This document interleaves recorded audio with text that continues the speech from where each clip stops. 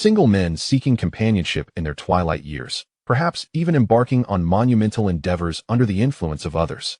If we are to consider that this might just be a case of sharing the same name, but being different people, Su Ning interjected. Lei Chuyang narrowed his eyes, hoping that was the case. Shortly after, the three returned to the Transportation Bureau, where Yi Bai, after a series of site inspections, shared his thoughts with Lei Chuyang. If modifying a single vehicle could bring the 100-ton king to justice, I doubt it could be a kindergarten bus, as my uncle needs it.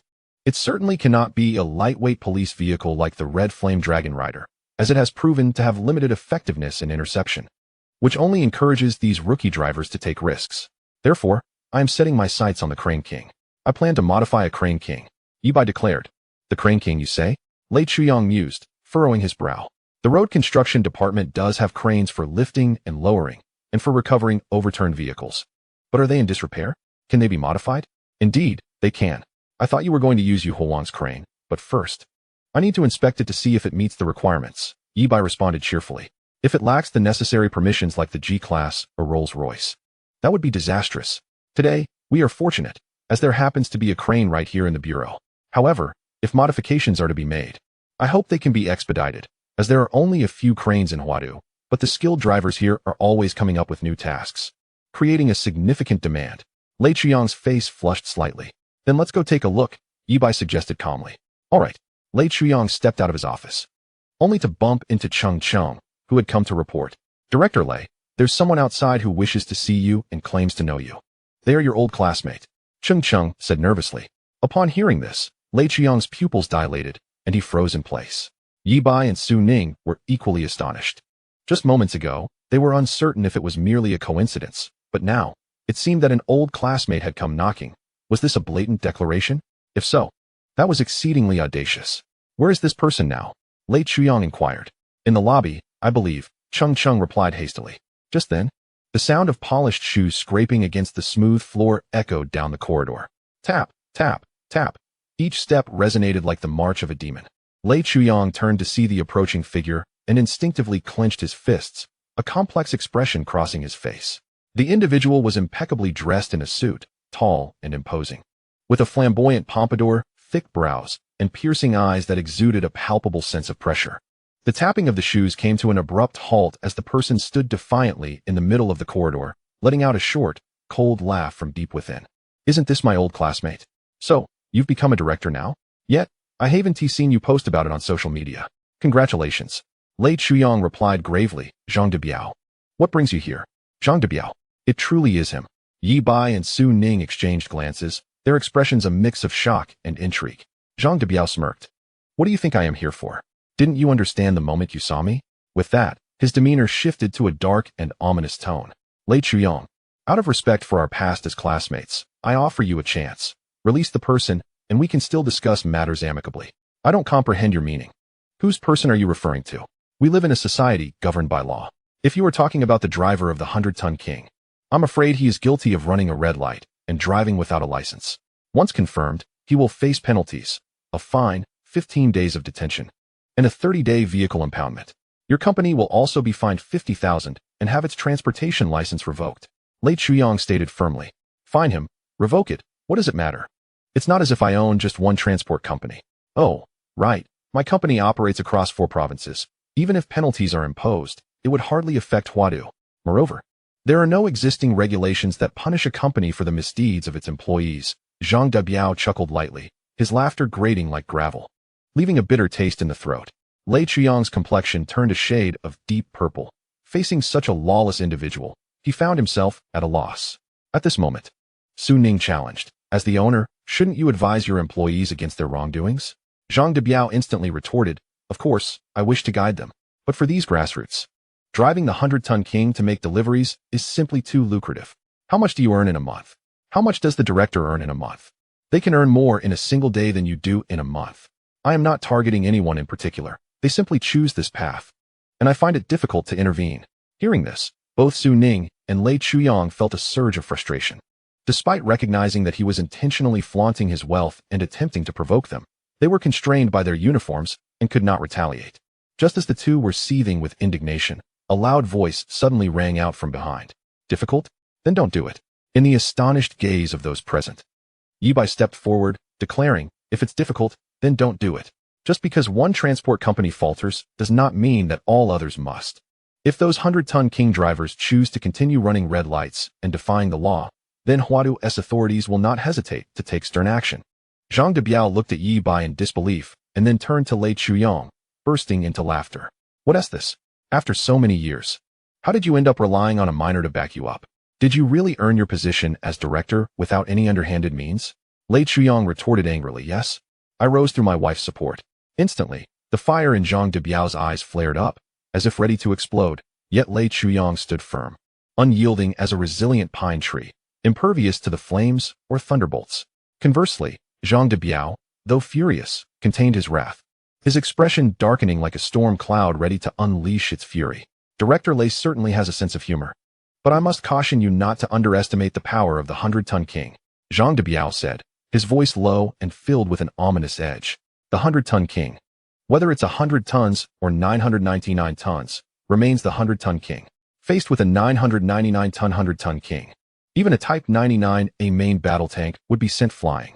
Unless you can position the tank's cannon to protect the lives of the citizens you are willing to sacrifice yourself for. Director Lei, we shall meet again. Before leaving, Zhang Debiao deliberately cast a glance at Yi Bai, his face adorned with a cruel and mocking smile that sent chills down one's spine.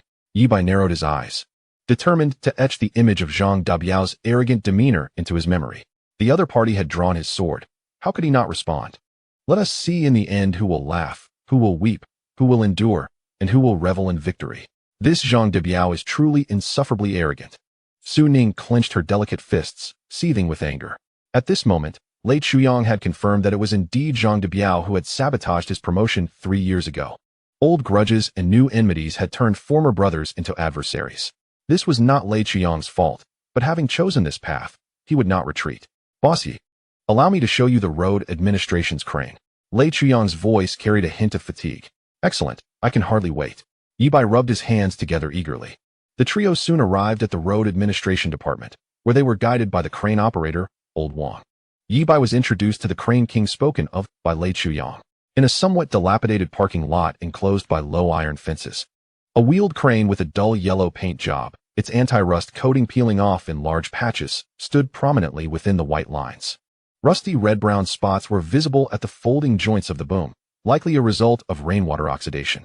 The reflective emergency rescue sticker was also peeling at the corners, even though it had been taped down with transparent tape, which was slightly bulging like a small tent. Old Wang opened the door and handed the keys to Yi Bai, stating, "This vehicle has been in service for about 5 years. I've always taken good care of it. Don't let its appearance fool you. With some repairs, it can be rejuvenated. It should last another 3 to 4 years, at which point the government will have to allocate funds for a new one." Understood, Yi Bai replied as he took the keys and settled into the driver's seat. To his astonishment, he discovered that the seat was torn, revealing the yellow cotton stuffing within. It looked shabby, yet it had contributed significantly to the road traffic in Huadu. As the saying goes, old soldiers do not die, they merely fade away. Now that you have encountered me, this shall be your moment of rebirth. With that thought in mind, Yi Bai decisively initiated the system scan. In his mind, the system's prompt sounded, scanning vehicle. Model, Shugong XCT 25L5. Vehicle age, 5 years. Hydraulic cylinder seals leaking oil. With a 12-second delay in operation. Wire rope surface broken strands rate, 79. Partial rust. Gear meshing gap increased, producing a clunking noise during rotation. Leg hydraulic valve prone to jamming in winter, requiring a 10-minute preheat to deploy. Scan result. Upgrade possible. From the scan results, it was evident that the vehicle had been maintained fairly well, or rather, it could still function adequately under the constraints of minimal funding. In terms of lifting efficiency, it had only declined by approximately 18. With an average load of 5 tons, it required an additional 25 seconds, which was entirely acceptable for a road administration that did not prioritize efficiency. However, typically, a wire rope with a broken strand rate exceeding 8 warranted replacement. And this crane's rate had reached 79. If it continued to be used, it would need to be replaced soon. Otherwise, it might drop a load mid-operation, causing significant damage. Moreover, the diesel consumption per 100 kilometers had increased from 28 liters to 33 liters, primarily due to hydraulic system leaks, resulting in considerable additional fuel costs over the years. Fortunately, this vehicle was indeed upgradable. With that in mind, Yi Bai rolled down the window and addressed Lei Chuyang. Director Lei, are there any specific requirements for the modifications? Lei Chuyang appeared slightly anxious. After a moment's hesitation, he cautiously replied, I believe it should not be overly extravagant. A more understated approach would be preferable. The key is to intercept heavier vehicles and prevent them from breaching checkpoints, while also ensuring they do not cause traffic congestion. Upon uttering this, Lei Chuyang felt a twinge of regret. After all, how could a crane both intercept heavy vehicles and simultaneously guide them away? I understand now. Director Lei, we shall reconvene in 3 days. For now, Master Wang, please drive the vehicle to Yuntian Auto Repair Shop. Yi Bai instructed. Subsequently, they returned to Yuntian Auto Repair Shop in Master Wang's vehicle. Upon entering, Yi Bai spotted Sun Ling in the workshop, diligently wiping down tools like shelves and water guns. Yi Bai could not help but express his displeasure. Did I not mention that I am offering you a salary of 10,000 a month, not for cleaning duties? Hearing Yi Bai's voice, Sun Ling quickly bowed her head in shame. I apologize, but I don't know what else to do. Yi Bai paused and then decisively said, if that is the case, take some short videos for promotion. It would be best if you wore appealing outfits. Of course, you need not pay for them. Just let me know what you like, and I will cover the expenses. Do you understand? Why, yes, I understand. Sun Ling stammered, somewhat incredulous. Throughout her life, she had only bought new clothes every 2 years, wearing them until they faded. It was only after being accepted into a prestigious university that her family splurged on new clothing. She never expected to have the freedom to choose her attire under her new employer. However, it seemed the boss had a preference for more alluring outfits. Where could she possibly find such things? Opening her phone, Sun Ling decided to post a question. How can I make my boss think my clothes are sexy? Online question. Urgent. Chapter 84. You want me to wear attractive clothes, yet you prefer quirky outfits? Given her gender and her cute profile picture, her previous inquiries had been about studies, love, and other innocent topics.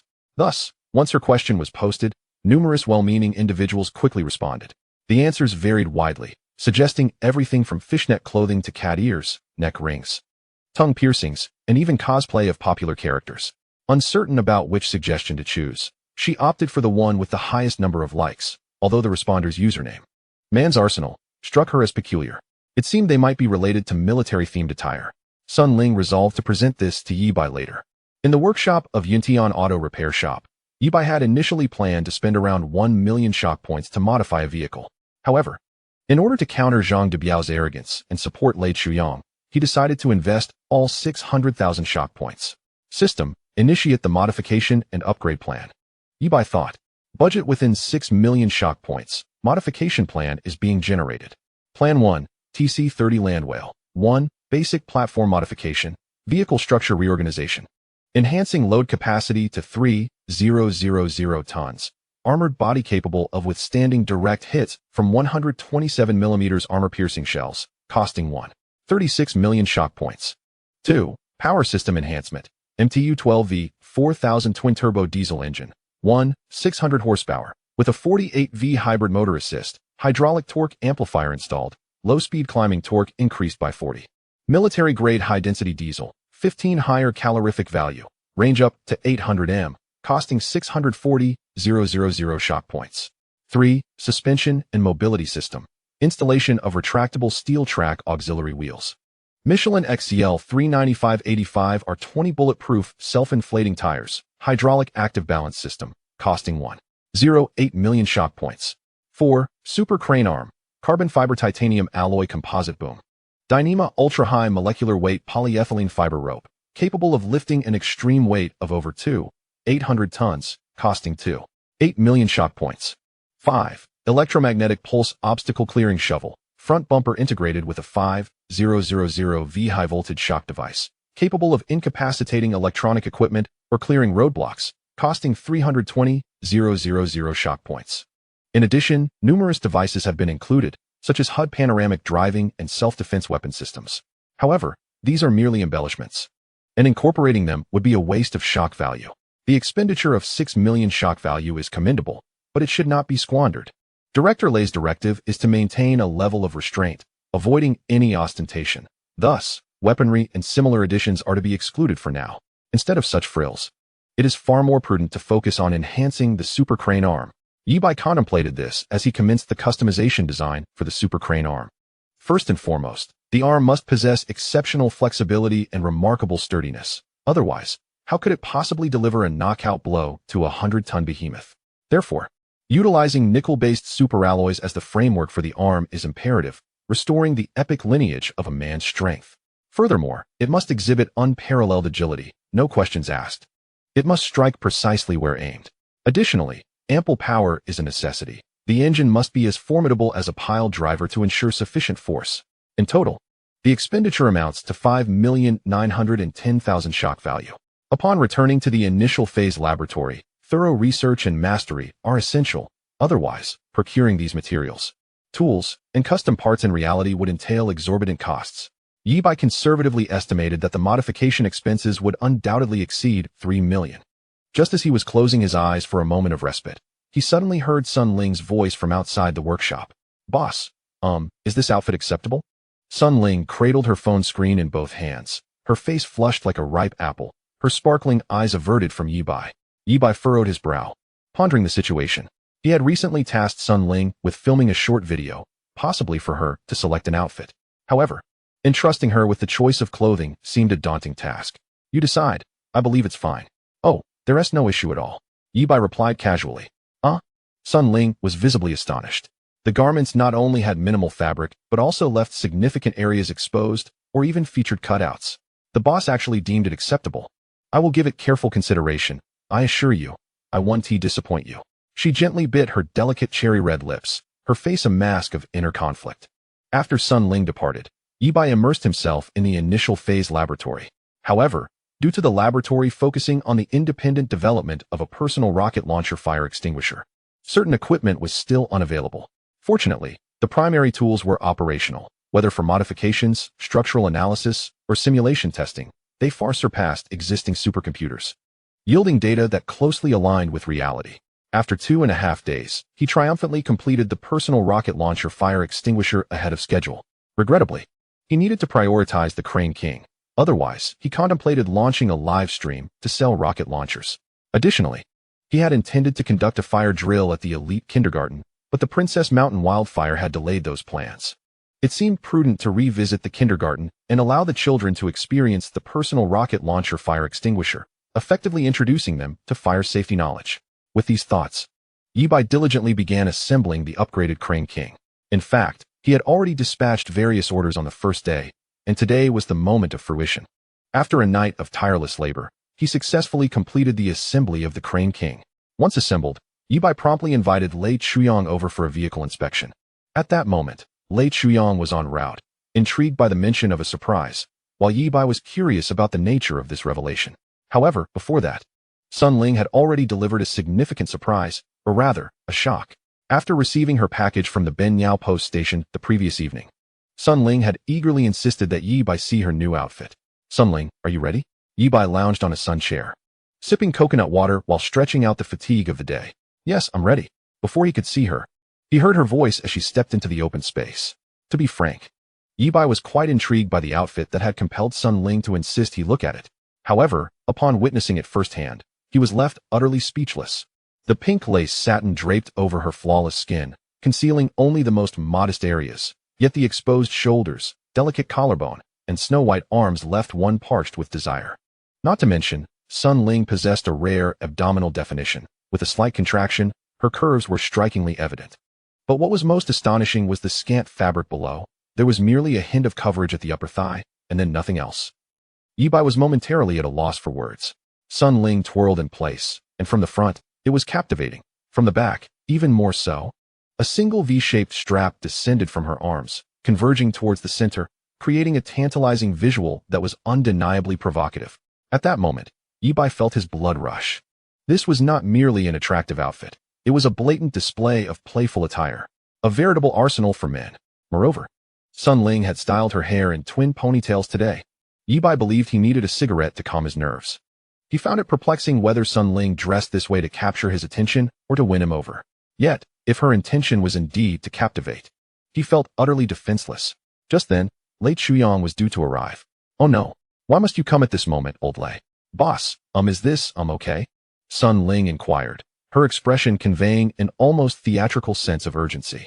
Old Lei, I cannot be at odds with you. Yi Bai struggled to suppress the turmoil within him, replying coolly, it's acceptable, but not right now, it has to wait. Sun Ling's expression turned more pitiful, yet she managed to hold back tears as she responded. All right. Boss, when you go live, I will wear this outfit. Wait, what? Yi Bai exclaimed, astonished. You plan to wear this for the live stream? Yes. Isn't that what you wanted, boss? Sun Ling's eyes glimmered with unshed tears. What? You mean, there's no coverage at all? Yi Bai was left speechless. Sun Ling choked back her emotions, saying, I have some adhesive. Yi Bai felt a surge of frustration. This is a monumental misunderstanding. I didn't mean it like that. Calming himself, he inquired, who taught you this?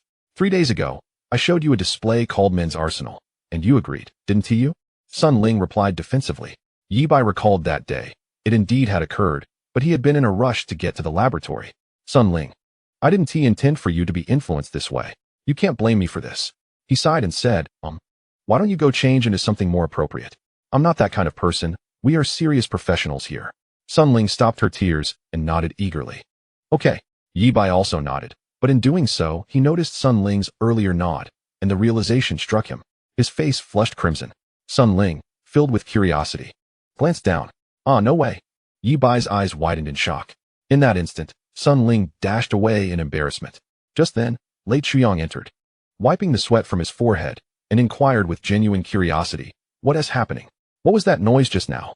Seeing Lei Chuyang arrive, Yi Bai quickly replied, nothing. Nothing at all. With a slight furrow in his brow, Lei Chuyang, adhering to his professional integrity, swiftly surveyed the props on the ground. Recalling Sun Ling's exclamation from earlier, he gasped, swallowed hard, and looked at Yi Bai with envy. You young folks sure know how to have fun. In our day, we had none of these fancy gadgets. No, that is not it. Really, Yi Bai protested, feeling a bit flustered. Is that truly the kind of person I am? Right? He chuckled nervously. Well, you certainly have an eye for people, but this time, it's really not what you think. Lei Chuyang waved his hand and laughed. Right. Whatever you say is fine. Can we inspect the vehicle now? I rushed over as soon as I received your message. With a resigned expression, Yi Bai gestured. Look over there, that's it. Following Yi Bai's finger, Lei Chuyang beheld a colossal figure standing prominently in the open space of the Yunshao Auto Repair Shop. The steel arm, raised like a cannon, gleamed with a cold blue matte finish under the blazing sun, while the base resembled a fortress structure partially embedded in the ground. Hydraulic supports jutted into the concrete like artillery, and the rust-red protective paint resembled dried blood clots. The exposed servo motors at the joints of the crane were entwined with cables like giant serpents, and the claw at the end was transformed into a 3-pronged steel grip, resembling a vengeful cannon aimed skyward, ready to reduce an aircraft carrier to dust. But this is just a crane, used by the road management. Lei Chuyang exclaimed, utterly astonished. It looks just like a coastal artillery piece. You call this the upgraded Crane King? Yi Bai blinked, responding nonchalantly, coastal artillery? That makes sense. The shapes are quite similar. Though this one is yellow and the coastal artillery is cement-colored. But I thought we agreed not to make it too flashy. Lei Chuyang countered. Yi Bai retorted. Is this really flashy? I don't think so. Sure, it's a bit exaggerated, but compared to the Crane King, which can lift 1,000 tons, it's not something the 100-ton King can mess with. A little boldness is quite reasonable, don't you think? Lei Chuyang sighed internally, regretting his belief that Yi Bai could deliver as promised. After a moment of contemplation, he nervously asked, so how will this intercept the 100-ton King? And how do we drive it away? A smile crept onto Yi Bai's face. That is simple. Isn't the 100-ton King trying to break through? We just set up here in advance, and if they dare to approach, we'll see whether their heads are tougher or my Crane King's. Fists are tougher. As for driving it away, well, it's not convenient to demonstrate here. We might as well take it to the Traffic Bureau's athletics field. Yi Bai added. That'll have to do. Lei Chuyang sighed, still somewhat dissatisfied. After all, he hadn't even paid a deposit yet. Without Yi Bai's help, he wouldn't even have the qualifications to confront Zhang Debiao. Yi Bai felt a surge of delight, planning to give Lei Chuyang a good surprise shortly. He then asked, Hey, isn't Master Wang coming? If he doesn't come, how will we drive this vehicle? Oh, speaking of that, I must mention the special driver's license I requested from Secretary Dekong for you. Lei Chuyang pulled a small booklet from his pocket and handed it to Yi Bai. Yi Bai took it and was astonished to see his own handsome photo and some identity information, but no specific license plate number. However, the vehicle type section was completely filled. Apart from the disabled driver's license C5, it included everything from A1, large passenger vehicle, to P1 trams. Though it was only temporary and valid for a month, it meant he could drive virtually any vehicle. It even included special vehicles like tanks, armored cars, and even rocket launchers. Wait, Secretary de Kong has the ability to issue such an impressive license for me? Yi Bai felt as though he were in a dream. The secretary? No, it's your military commander, General Long. I asked Secretary de Kong, who then approached General Long, and without hesitation, he approved it along with military vehicles. Oh, by the way, you're now officially part of the military. Lei Chuyang added. What kind of position? Yi Bai inquired, intrigued, as he hadn't even taken the exam. Lei Chuyang pondered for a moment and replied. It seems to be a researcher for all types of vehicles. All types? Is there even such a position? Yi Bai felt this was a special role tailored for him, and it suited him perfectly. Lei Chuyang shook his head, unsure, but at least now, he could drive to the traffic station, right? Yi Bai grinned knowingly. That's true. Director Lei, mind if I do a live broadcast for a test? Not at all. I'm just worried Zhang Debiao might see it and hesitate to show up. Lei Chuyang replied. The two exchanged a glance and burst into laughter. Just then, Yi Bai's phone rang. Ding ding ding. Upon answering, he saw it was a call from Sun Jishui. Hello, old Sun, what is the situation? Yi Bai asked. On the other end, Sun Jishui's voice was noticeably tense.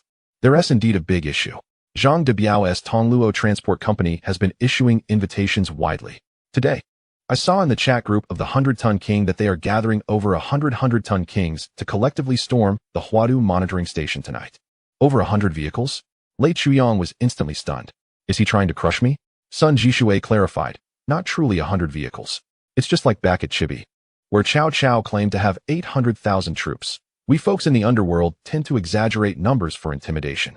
But I conservatively estimate that at least 30 to 40 will show up. Lei Chuyang's expression turned grave.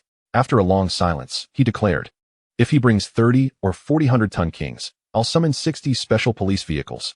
Let us see whether evil can prevail over righteousness or vice versa. Goodness, 60 vehicles? No, it shouldn't be those old models. It should be those boxy special police vehicles. With double the numbers, perhaps they won't dare to charge. Especially since it would be an attack on the police. Yi Bai thought. At that moment, Lei Chuyang turned to Yi Bai and said, let us change the testing site to the monitoring station. I need to consult Secretary de Kong first. We'll split into 2 teams. Indeed, such an important matter should definitely be brought to Secretary de Kong's attention. Let's proceed with that plan. With my driver's license, I'm not worried. Yi Bai replied casually. After parting ways with Lei Chuyang, Yi Bai knew he wouldn't head to the testing area alone. Before long, he heard Sun Ling's gentle voice behind him. Boss, can I wear this outfit? It's just my usual style, slightly more revealing, with some sexy elements. Turning to look back, he saw the familiar twin ponytails, a hint of makeup. And he thought a few freckles made her even more charming. She wore a white lace strapless top with a heart-shaped cutout, revealing 2 inches of skin below her collarbone. Topped with a short mint green knitted cardigan. Yi Bai noticed she had intentionally slipped one shoulder down, with only the bottom 2 buttons fastened, showcasing her alluring curves, which was quite enticing. And looking at the bottom, it was undoubtedly a showstopper. The deep gray, pleated mini-skirt barely covers 1/3 of the thigh, with reflective silver threads sewn into the inner layer, creating a flash of brilliance with every turn. The left leg is adorned with pure white over-the-knee socks, embellished with strawberry embroidery at the top, while the right leg boasts black thigh-high stockings, held up by a pearl chain that accentuates a slight softness. Paired with a pair of red-soled, white-trimmed platform Mary Janes, the ensemble is nothing short of perfection. In Yi Bai's eyes, this outfit, nay, this attire, is no less exquisite than the ensemble worn by the sweetheart diva during her triumphant return on the Sister Lang stage with the song I Love You. Yet it appears even more refined. Yi Bai gazes in admiration, exclaiming, I never expected your taste to be so uniquely exquisite. It's truly beautiful. Sun Ling beams with delight, radiating like the most resplendent blossom among a bouquet, and cheerfully replies, thank you for the compliment. So, boss, shall I set off in this outfit? Yi Bai steps closer to Sun Ling, playfully flicking her forehead and gently saying, don't keep calling me boss. When we're working, you may use titles, but when it's just us, you must call me Brother Bai. Sun Ling, covering her forehead with both hands, pouts in a feigned display of grievance. Yi Bai claps his hands, chuckling, let us go. The broadcast is about to begin. Yes, Brother Bai. Sun Ling furrows her brow, contemplating, and upon seeing Yi Bai's lack of correction, breathes a sigh of relief, swiftly retrieving her phone to start the live stream. Fudu, Tongluo Transportation Company. This location is a stretch of unpaved dirt road, the ground uneven and dusty, covering an area as expansive as 4 or 5 football fields. As night falls, a steady stream of large trucks arrives, organized according to their size. The largest, heavy-duty trucks, 20 in total, lead the line, followed by 15 smaller box trucks. And though the numbers dwindle, there are still many vehicles, totaling around 80. Despite not reaching 100 trucks, Zhang Debiao remains undaunted. After all, a team is not measured by its numbers, but by its quality. With 20 heavy-duty trucks, it is enough to impress Lei Chuyang, not to mention the 80 vehicles present, which can easily claim the title of 100, overshadowing the local traffic police. At this moment, a bunny girl clad in tight pants and stockings, wearing high heels, approaches with a microphone, sweetly announcing, "Mr. Zhang, it's almost time for your pre-battle motivational speech." Zhang Debiao, with a gaze as sharp as radar, greedily scans the bunny girl's figure before proudly lifting his head, addressing the gathered truck drivers with fervor. "Tonight, I believe you all know what we're here to do. The reason is irrelevant. You only need to know that tonight, we will be delivering goods to Huadu, and everyone will receive a bonus of 10,000 yuan.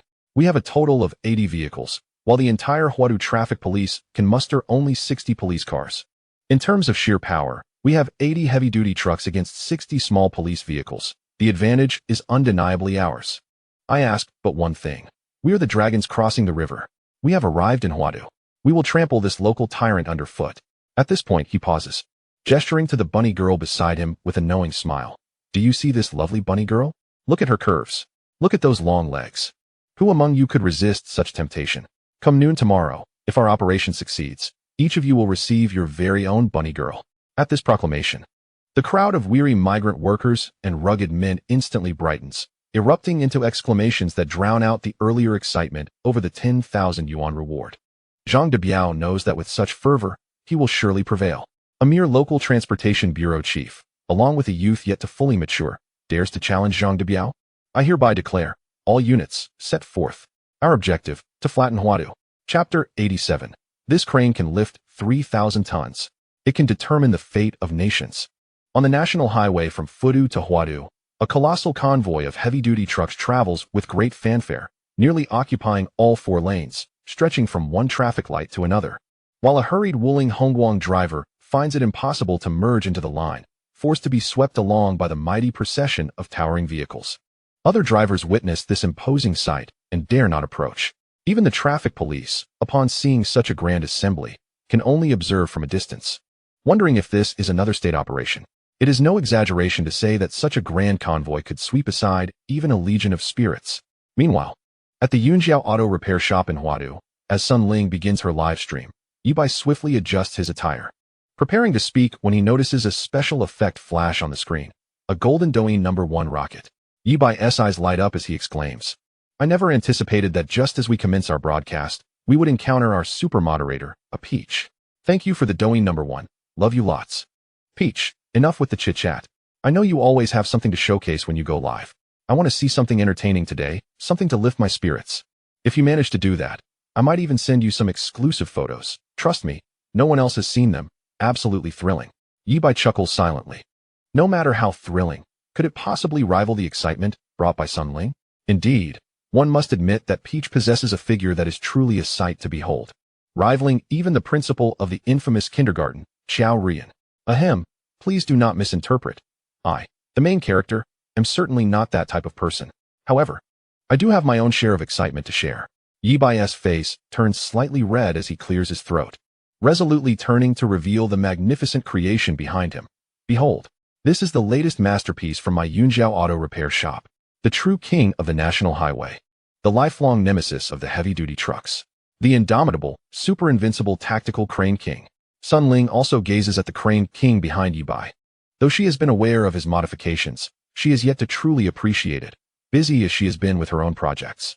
Now seeing it up close, she finds the Crane King to be truly magnificent, akin to a colossal artillery piece. Everyone is left in awe, their mouths agape. Yibai notices that thanks to Sun Ling's efforts over the past few days, the number of viewers in the live stream has surged from a few hundred to several thousand. It seems that the allure of entertainment rivals even that of scientific advancement. Viewers in the live stream. Crane King? What kind of bizarre title is that? It seems to be the Crane King. So, the heavy-duty truck has been replaced by the Crane King, huh? Are you sure it's a replacement? This is the Crane King. The Crane King's crane. Wow, I can't believe it. This is a fantastic opportunity. And it's all thanks to the main character. It was worth the wait, truly amazing. Peach, Crane King? Is it larger? Is it bigger than yours? Upon reading these comments, especially Peach's audacious remark, Yibai feels a wave of embarrassment wash over him. He chooses to remain silent, merely unveiling the majestic structure that stands tall like a mountain. Unexpectedly, Peach showers the stream with 10 golden rockets. The viewers are left stunned, questioning what has just transpired. Upon closer inspection, they realize they can only take in the spectacle in broad strokes. In the end, one cannot help but express admiration for the formidable prowess of the main character. Now, let us return to the main topic. Today, we are indeed going to conduct a vehicle inspection, and the final stage of this process is the much-anticipated practical demonstration. The main character has prepared something spectacular for you all. Of course, we first need to head to the Huadu inspection station, where I will provide you with a detailed introduction to the parameters of the Crane King. As Yibai spoke, he gestured for Sun Ling to follow his lead in the live stream, while circling around the Crane King. This modified Crane King is, first and foremost, impressively large, truly immense. Its colossal arm can lift an astonishing weight of up to 800 tons. The audience in the live stream reacted with disbelief. 800 tons? What a joke. Regular cranes can only manage a few tons at most. 800 tons? I doubt any road could withstand that. Seeing their skepticism, Yibai chuckled to himself and waved his hand, saying, I knew you wouldn't believe it. So, shortly, I will lift a 100-ton crane right before your eyes. And you will see for yourselves. Checking the time, he recalled that Sun Jishui's 100-ton crane should be parked nearby. Upon arriving, he found it indeed there, though the doors were closed and no one was inside. It seemed Sun Jishui was still wary of being remembered by Zhang Debiao, preferring to keep a low profile. Watch closely. Yibai expertly maneuvered the Crane King to position it in front of the 100-ton crane. With precision, he raised the crane's thick and lengthy arm. The arm, as robust as a Dongfeng missile and even longer, was angled at 45 degrees. Under the moonlight, it cast an enormous shadow, making the 100-ton crane appear delicate and vulnerable, as if it could be toppled with a mere flick of the arm. Yet, surprisingly, instead of bringing the arm down directly, the Crane King lowered a hefty hook from the top of the arm, ensnaring the 100-ton crane as if it were a mere kitten. Loaded with a full cargo of cement, the 100-ton crane, weighing a staggering 98 tons, was effortlessly lifted into the air without a moment's pause. As the 100-ton crane dangled in midair, dust from the fallen cement bags swirled around, leaving the live stream audience utterly dumbfounded. It was one thing to hear about such feats, but witnessing the Crane King's sheer power was an entirely different experience. Although the action seemed simple, the most astonishing things often lie in their simplicity and rawness. The audience's reactions flooded in. Incredible.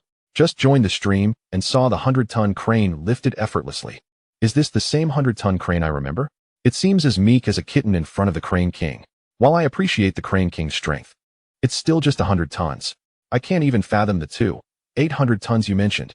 Upon reading the last comment, Yibai paused for a moment, contemplating that since Zhang Debiao had the audacity to invite so many 100-ton cranes, perhaps he could indeed lift 3,000 tons and establish dominance with a single move.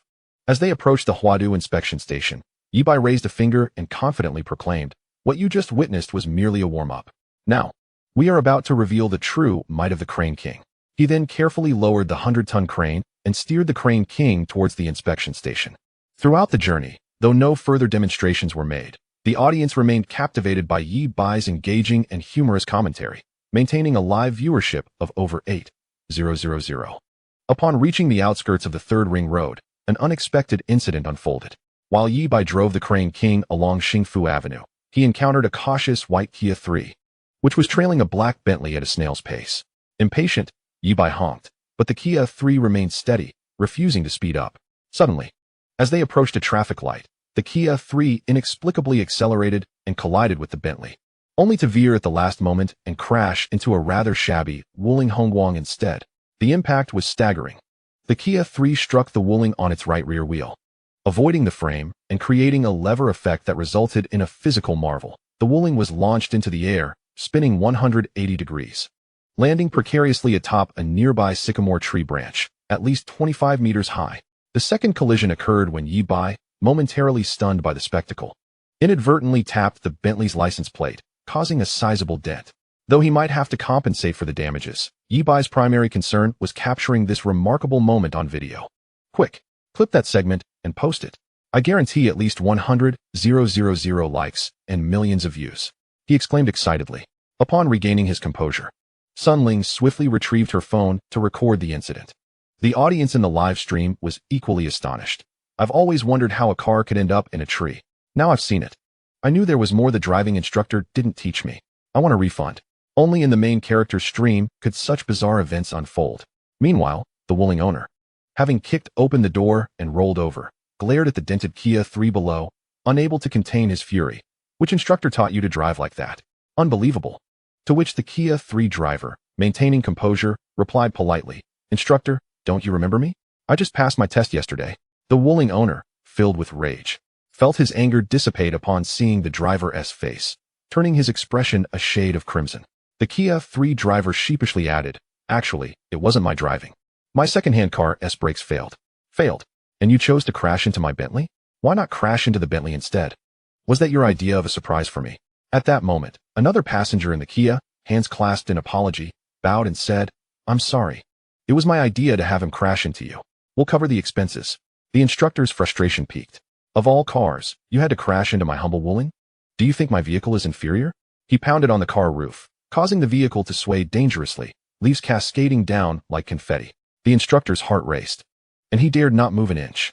At this moment, another distinguished gentleman addressed the owner of the third vehicle, suggesting, Let us first dial 122 and then connect with the road rescue service to assist in getting your coach down.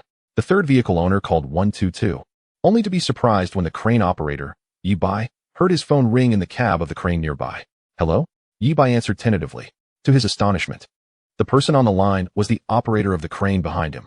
Overjoyed, the third vehicle owner rushed over and excitedly inquired, Did you witness the accident? Could you help rescue my coach?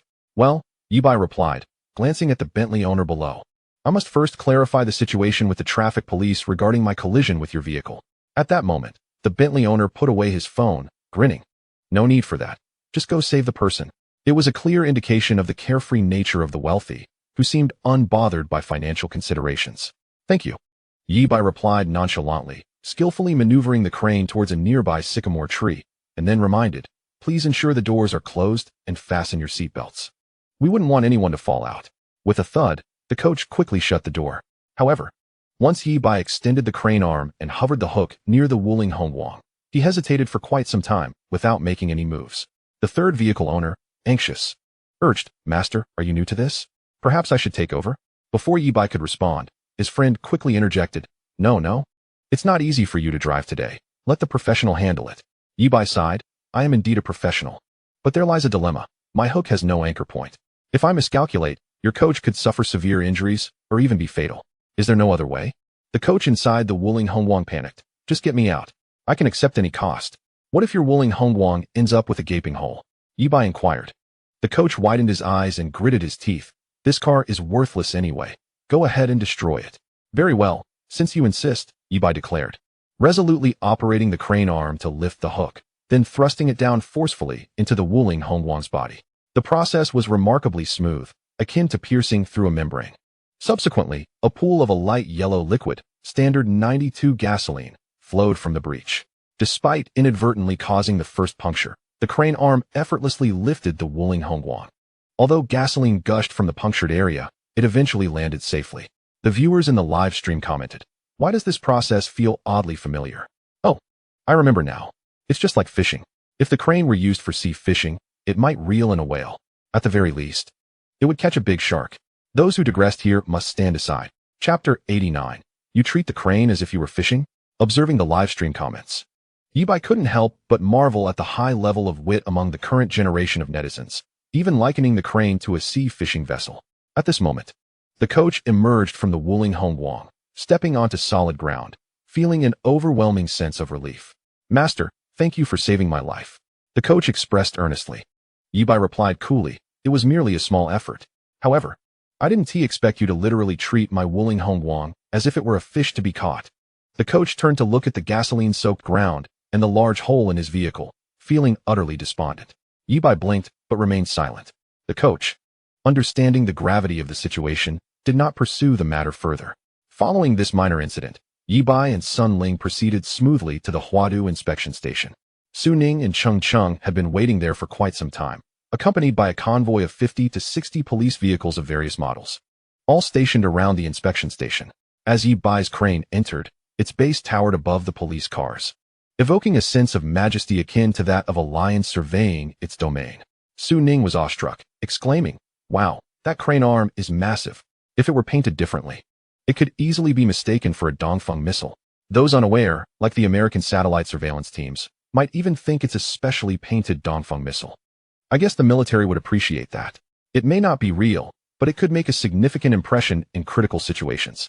If the enemy is within striking distance, they might lose sleep over it." Yi Bai chuckled. A slight blush and a faint smile appeared on Su Ning's face as she gazed at Yi Bai with admiration, saying, "With your formidable crane, I can't wait to see what Zhang Debiao has in store tonight. Let us await the outcome," Yi Bai remarked, glancing at his phone. It was already past 7 in the evening. The journey from Fudu to Huadu typically took 3 to 4 hours, so they were likely fast approaching. Before long, Lei Chuyang arrived, accompanied by Secretary de Kong. Initially expecting Secretary de Kong to oversee the operation personally, Yi Bai was taken aback when he ordered all the police vehicles to leave immediately. "Secretary de Kong, there are hundreds of heavy-duty trucks coming to breach the checkpoint tonight. This is a serious provocation to public authority. How can you turn a blind eye and bury your head in the sand?" Yi Bai expressed his confusion. With a stern expression, Secretary de Kong retorted, 100 heavy-duty trucks? Even the XCMG machinery group would struggle to assemble that many in such a short time. You are aiding and abetting the wrongdoing." He then turned to Lei Chuyang, exasperated. "You are the director of the Transportation Bureau. How could you not assess this situation? Who gave you the authority to mobilize these police vehicles? Do you think you are the department head?" Flushed with embarrassment, Lei Chuyang stammered, "But, no buts. Withdraw them immediately. You are the director of the Transportation Bureau with a bright future ahead. You should know what is appropriate and what is not. Even if someone were truly to breach the checkpoint, shouldn't you reflect on what you might have done wrong to provoke them? Could you not offer an apology? Endure for a moment, and then approach the situation differently?" Secretary de Kong chastised. Yi Bai recalled that Secretary de Kong had previously planned to go to Jinghai for training. If a confrontation with a criminal organization were to erupt at this critical moment, his opportunity to go to Jinghai would likely vanish. Realizing this, Yi Bai furrowed his brow and said, "Secretary de Kong, Director Lei was prevented from being promoted 3 years ago because of Zhang Debiao's antics. Now, with a new appointment, Zhang Debiao has resurfaced. Do you not find this coincidental? The opponent is determined to target Director Lei. Do you think an apology or even a humble bow could resolve the matter?" Secretary de Kong paused, a look of alarm crossing his face as he regarded Yi Bai. "Why didn't you say this earlier? I assumed you were someone of integrity," Yi Bai replied, frowning. Secretary de Kong interjected, "No, this isn't about integrity. It's that Zhang Debiao may not only be targeting Lei Chuyang, but possibly me as well." Yi Bai was taken aback. "Secretary de Kong, are you suggesting that you are fabricating a story to evade responsibility?" With unwavering intensity, Secretary de Kong asserted, "Let me put it this way. I have benefactors supporting me. But whether I can go to Jinghai ultimately depends on my own efforts. Jinghai is a significant place, and the prestige of being a secretary there is undeniable. I don't need to elaborate. I am just an ordinary person, and my adversaries also have benefactors. I may excel, but so do they. Often, it is the influence of benefactors, even the tactics of wealthy women, that ultimately determine the outcome." In that instant, amidst the sparse stars and the deep night, Yi Bai's heart thundered with the stormy premonition of an impending tempest. The calmness surrounding him was merely the harbinger of chaos to come. The political arena, at times, proved far more ruthless than the battlefield. Countless heroes and generals met their demise not in combat, but within the treacherous corridors of power. Yet, Secretary de Kong, the more dire the situation, the more we must resist. If we do not fight, will they ever spare us? Only through relentless struggle can we truly find life amidst death. Yi Bai clenched his fists and proclaimed loudly. Secretary de Kong gazed at the spirited youth before him, his thoughts swirling as he recalled his own fervent entry into the political realm, filled with righteous indignation and a fierce hatred for evil. However, as he faced increasing hardships and tribulations, his edges were gradually worn down. Furthermore, if one were to remain passive, merely a lamb to the slaughter, how could they avoid becoming mere prey? De Kong gritted his teeth and declared, "Then let it be. We shall press on. At worst, I shall forego my journey to Jinghai, but I will make them aware of my unwavering spirit." At that moment, a faint glimmer appeared on the national highway, and the crowd squinted, nearly blinded by the brilliance. Before them, a multitude of vehicles, seemingly illuminated by the dawn, approached with the intensity of the North Star. Sitting atop the Qian Longqi, Su Ning gasped in shock. They were coming, and it appeared there were nearly 100 vehicles. Upon hearing this, the attendees were taken aback. Secretary de Kong never anticipated that the opposition would muster such a formidable force. Even Lei Chuyang, upon receiving this news, was momentarily stunned. He had expected only 20 or 30 vehicles, not this overwhelming count. Yi Bai quickly ascended into the driver's cabin of the Crane King. Surveying the enemy forces from a vantage point, he chuckled lightly. It was merely around 20 heavy-duty trucks leading the charge, while the rest were just assorted vehicles. With such scant strength, they were hardly a match for the might of his Crane King. Despite Yi Bai's confidence, Lei Qiang's heart raced as he observed the approaching convoy of 20 heavy-duty trucks. He leaned towards Secretary de Kong and urged, Secretary de Kong, the opposition's display is too formidable. Just these 20 trucks could overwhelm us. If they charge, we won't stand a chance. Perhaps it would be wise to retreat? Secretary de Kang's expression turned grave, yet he did not immediately respond. Instead, he turned his gaze towards the imposing Crane King and inquired loudly, Yi Bai, do you have the confidence to confront them? From within the driver's cabin, Yi Bai's voice resonated through the vehicle's speaker, calm yet brimming with assurance. Absolutely. The single word fell like a hammer upon the anvil of resolve. Hearing this, Secretary de Kang's taut features relaxed somewhat, and he inhaled deeply, gesturing with his hand. I will not retreat. Today, I stand my ground to witness who truly holds power in this land of Huadu. Lei Chuyang regarded Secretary de Kong in silence, while Yi Bai began to calibrate the equipment, maneuvering the Crane King into a combat-ready posture. The massive steel arm of the crane slowly adjusted its angle, and all present held their breath in anticipation of an impending, earth-shattering clash. However, an unexpected scene unfolded. The imposing convoy, brimming with aggression, slowed down abruptly about 50 meters from the inspection station before coming to a complete halt. The engines continued to rumble ominously, and the blinding headlights persisted. Yet they refrained from advancing. This maneuver left everyone bewildered. In the live stream, the viewers' curiosity ignited. What's going on? Why have they stopped? Did the aura of the leader intimidate them? The thunder roars, but the rain is sparse. I thought we were about to witness a showdown akin to Godzilla versus King Kong. Yet here we are, merely at a standoff. I expected a declaration of war, especially since the leader hinted at a significant move. Perhaps they have brought something substantial? Yi Bai furrowed his brow, equally intrigued by the opposition's intentions. At that moment, Su Ning, who had been observing from atop the Qian Longqi, narrowed her eyes and quickly communicated through her device. They must be attempting to block the road, intentionally causing a traffic jam to escalate the situation. I will go investigate. With that, she revved her engine, and the Qian Longqi surged forth like a red flash, coming to a steady stop before the leading heavy-duty truck. Dismounting, she removed her helmet, revealing a striking visage, and commanded, "This is the Huadu inspection station. No parking allowed. Please proceed immediately and do not obstruct traffic." The driver of the lead truck, a burly man, leaned out, feigning innocence, and replied, "It's not that we don't want to move. My vehicle has broken down. Look, I have the pedal to the metal, but it's unresponsive." Indeed, Su Ning noted inwardly, suppressing her frustration as she approached the second and third trucks for inquiries, only to receive identical excuses. "Oh dear, officer, it seems my clutch has malfunctioned. I can't shift gears. I have no idea why. The steering wheel is locked and won't budge."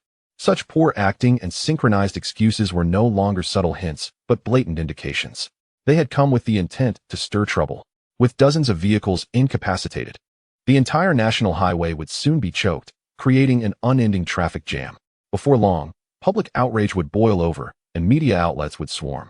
Such a massive traffic paralysis event would place immense pressure on Lei Chuyang, the transportation director, as well as Secretary de Kong, who was present on site, making them accountable for the chaos.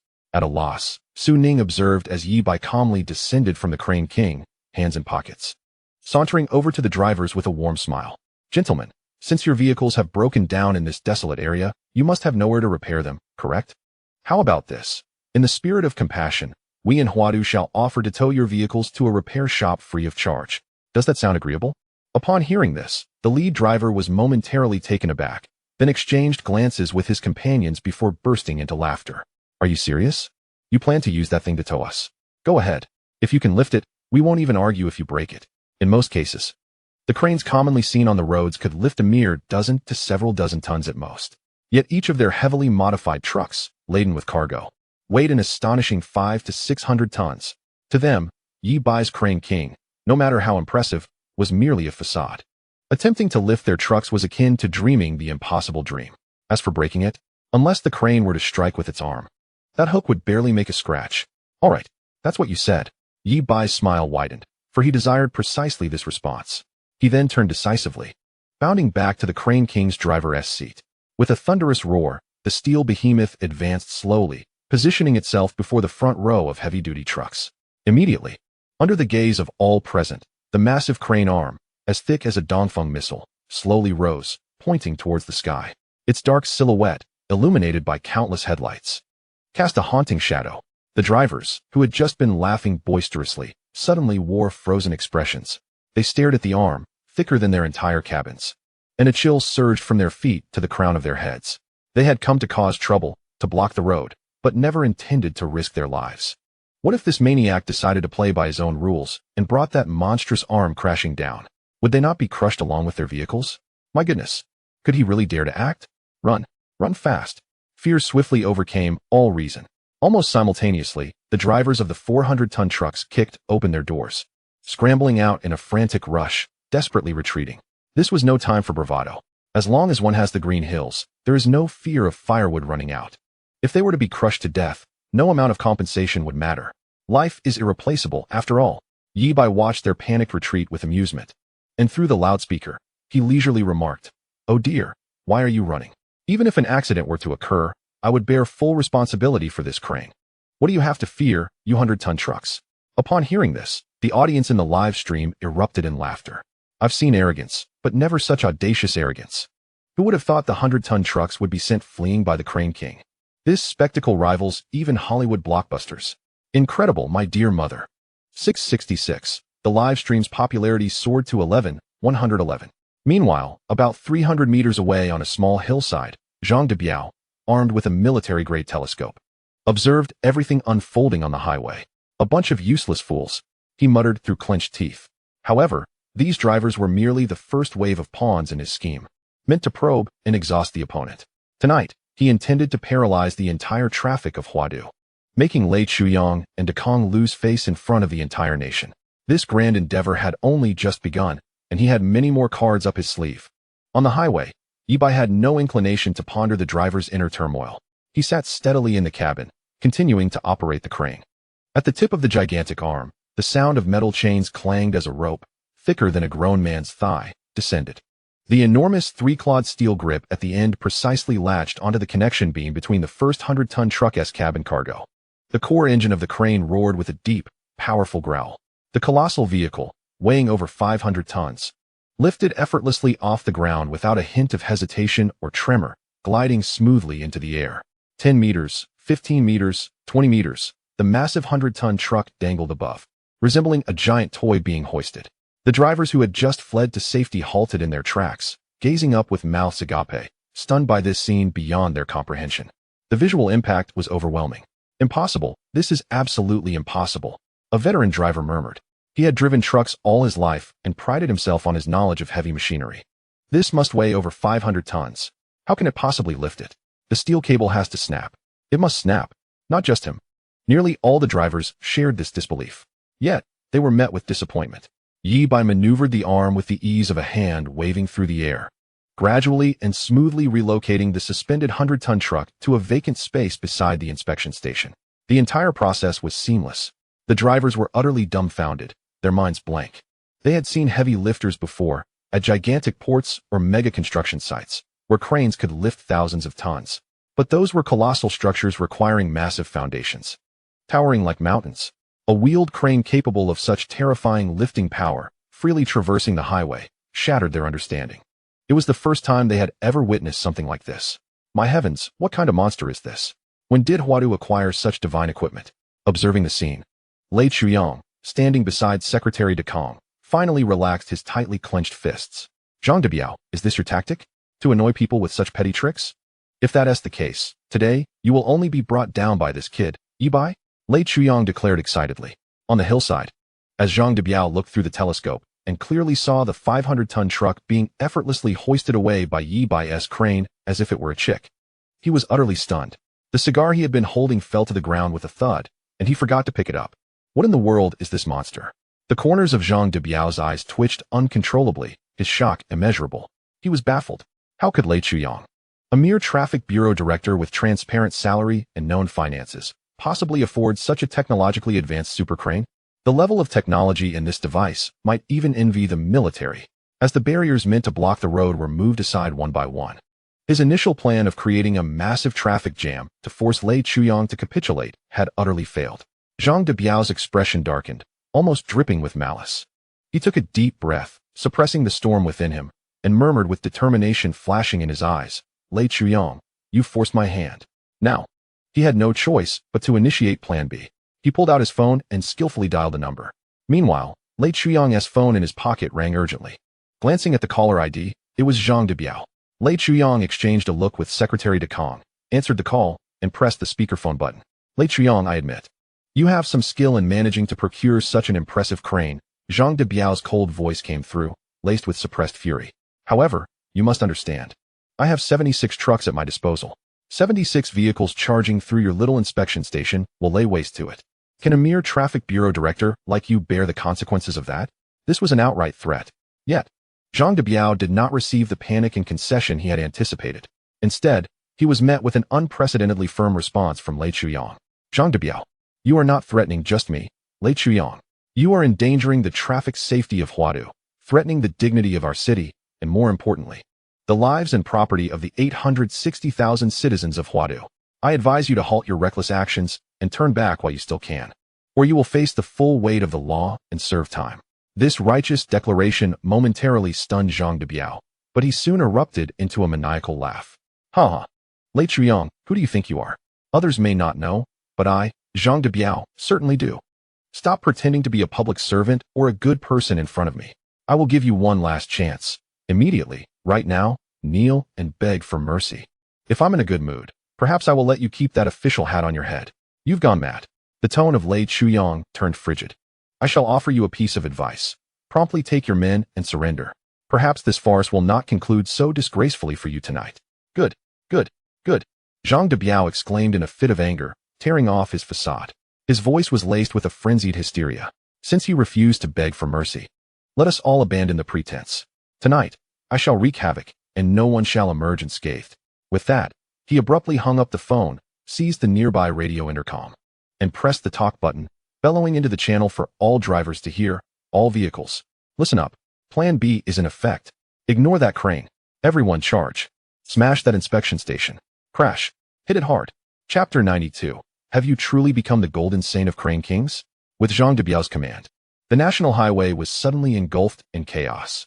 Over 70 large trucks, ranging from box trucks to flatbeds, roared to life almost simultaneously.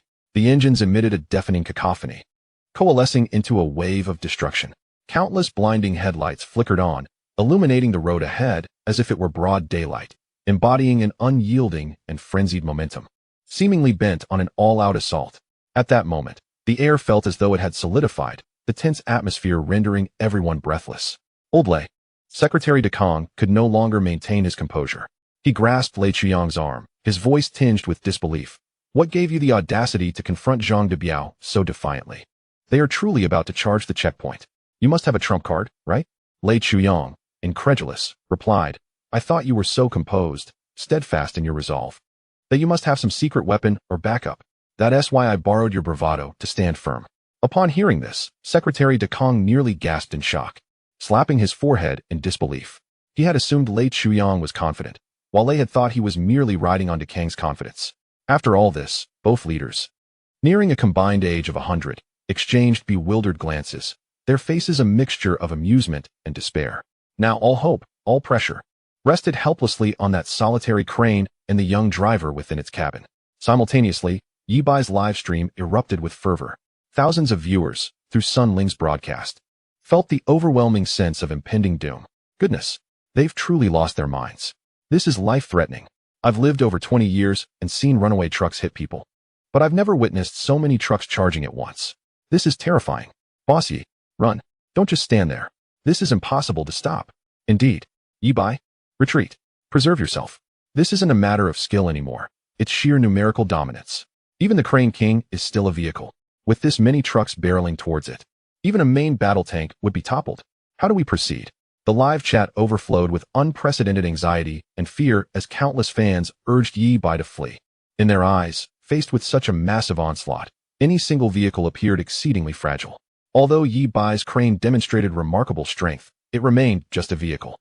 A direct collision with this steel tidal wave could only end in it being overturned, shredded, and mercilessly crushed into scrap metal. Brother Bai? Sun Ling's face turned pale as she clutched the armrest, her voice trembling with fear. They're coming. Should we retreat? However, Yi Bai exhibited no signs of trepidation. Instead, his eyes sparked with an unprecedented excitement. Retreat? Why would we retreat? As he executed a flurry of dazzling maneuvers, he addressed the camera with enthusiasm. I was just lamenting the lack of opportunity to showcase the true prowess of the Crane King. Isn't this just perfect? Everyone, pay close attention and learn well. This is the ultimate art of vehicle modification. Before he could finish his sentence, the colossal, shore-based super-tactical crane roared to life. Instead of retreating, it surged forward to meet the unstoppable tide of steel. This audacious action left everyone gasping. As it charged, the massive crane arm, as thick as a missile, began to rotate with an astonishing speed and agility that belied its size. Boom! A deafening metallic explosion resonated through the night. The foremost truck, the fastest of the 100-ton giants, hadn't even approached Yi Bai when it was struck by the rapidly spinning crane arm, sending its front end crumpling and twisting. Propelled away by an unyielding force, the heavy front of the truck tumbled through the air, trailing black smoke, crashing down onto the highway meters away, reduced to a heap of sparking scrap metal. But that was not the end. To the right, another 100-ton truck attempted to flank from the side. Yi Bai's gaze sharpened, and he abruptly twisted the crane arm, producing a piercing whistle as it struck the truck's front end with precision. Boom! Another thunderous roar. The same scene unfolded once more, as the second truck's front end was sent soaring, tracing a parabolic arc through the air. In that instant, the live stream descended into a profound silence. The chat ceased, all viewers rendered speechless by the miraculous scene before them. Only in Yi Bai's mind did the shock level rise exponentially. After what felt like an eternity, the chat erupted like a volcano. What am I witnessing? Is this an illusion? Did the crane arm just send that truck flying? Has it truly become a golden saint? Pegasus Meteor Fist? No, this is Crane Arm Meteor Fist. One punch for each 100-ton truck. Mom asked why I'm watching this live on my knees. This is no mere crane. It's a Gundam clad in crane armor. Absolutely incredible. So ferocious. So stylish. I declare, from this day forth, Boss Yi is my only idol. At the inspection station, Secretary De Kong and Lei Chuyang were similarly entranced. Their mouths agape, eyes wide as saucers. Their minds struggled to comprehend the spectacle unfolding before them. Old Lei. Secretary De Kong managed to swallow hard. How can that crane arm be so agile? Lei Chuyang, equally bewildered, remarked, I've never seen such a nimble crane. It's as if it has the dexterity of a human arm, striking left when commanded, right when directed. Is this truly the sensitivity a crane can possess? I dare say even an F1 car wouldn't compare. Meanwhile, 300 meters away on a hillside, Zhang Dabiao's binoculars clattered to the ground, shattered into pieces. His legs buckled, nearly collapsing as he stood dumbfounded. What in the world is this? Has the Crane King gone rogue? How can any normal crane achieve such efficiency? One strike for each 100-ton truck? One per second? With his current tactics and demeanor, it is clear that not only my 70-plus vehicles, but even if I were to summon 100 or 200 colossal trucks today, they would still be utterly inadequate in the face of his might. Zhang Dabiao's countenance was etched with terror and disbelief. Chapter 93. The Feast of Carnage on the National Highway. Yi Bai's slaughter fest continued unabated. Bang, bang, bang. The enormous crane arm transformed into the scythe of death, each swing inevitably sending a truck's front soaring into the air. The once formidable convoy, akin to a torrent of steel, had now completely lost its composure. The advanced vehicles were obliterated by Yi Bai with astounding ease, leaving the drivers behind in a state of profound psychological distress. How could they dare to charge forward? The crane before them was no mere machine. It was an ancient beast, ravenous for prey. Run. Flee. A devil.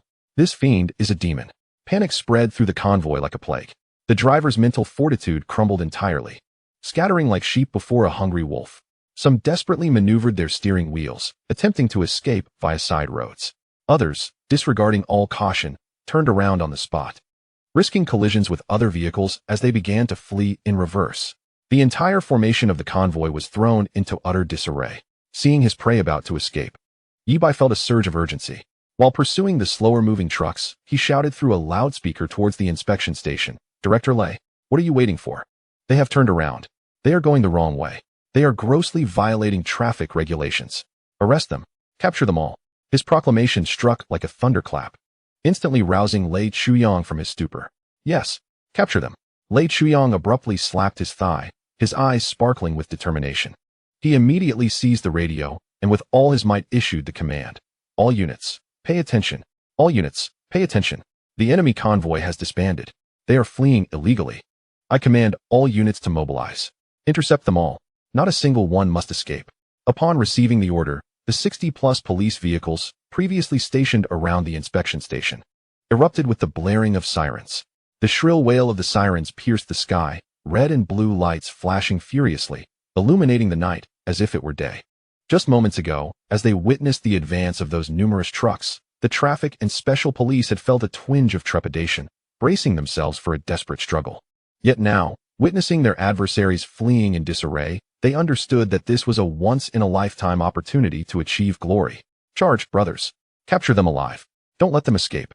In an instant, the morale of the officers soared, each one invigorated as if they had been imbued with new life.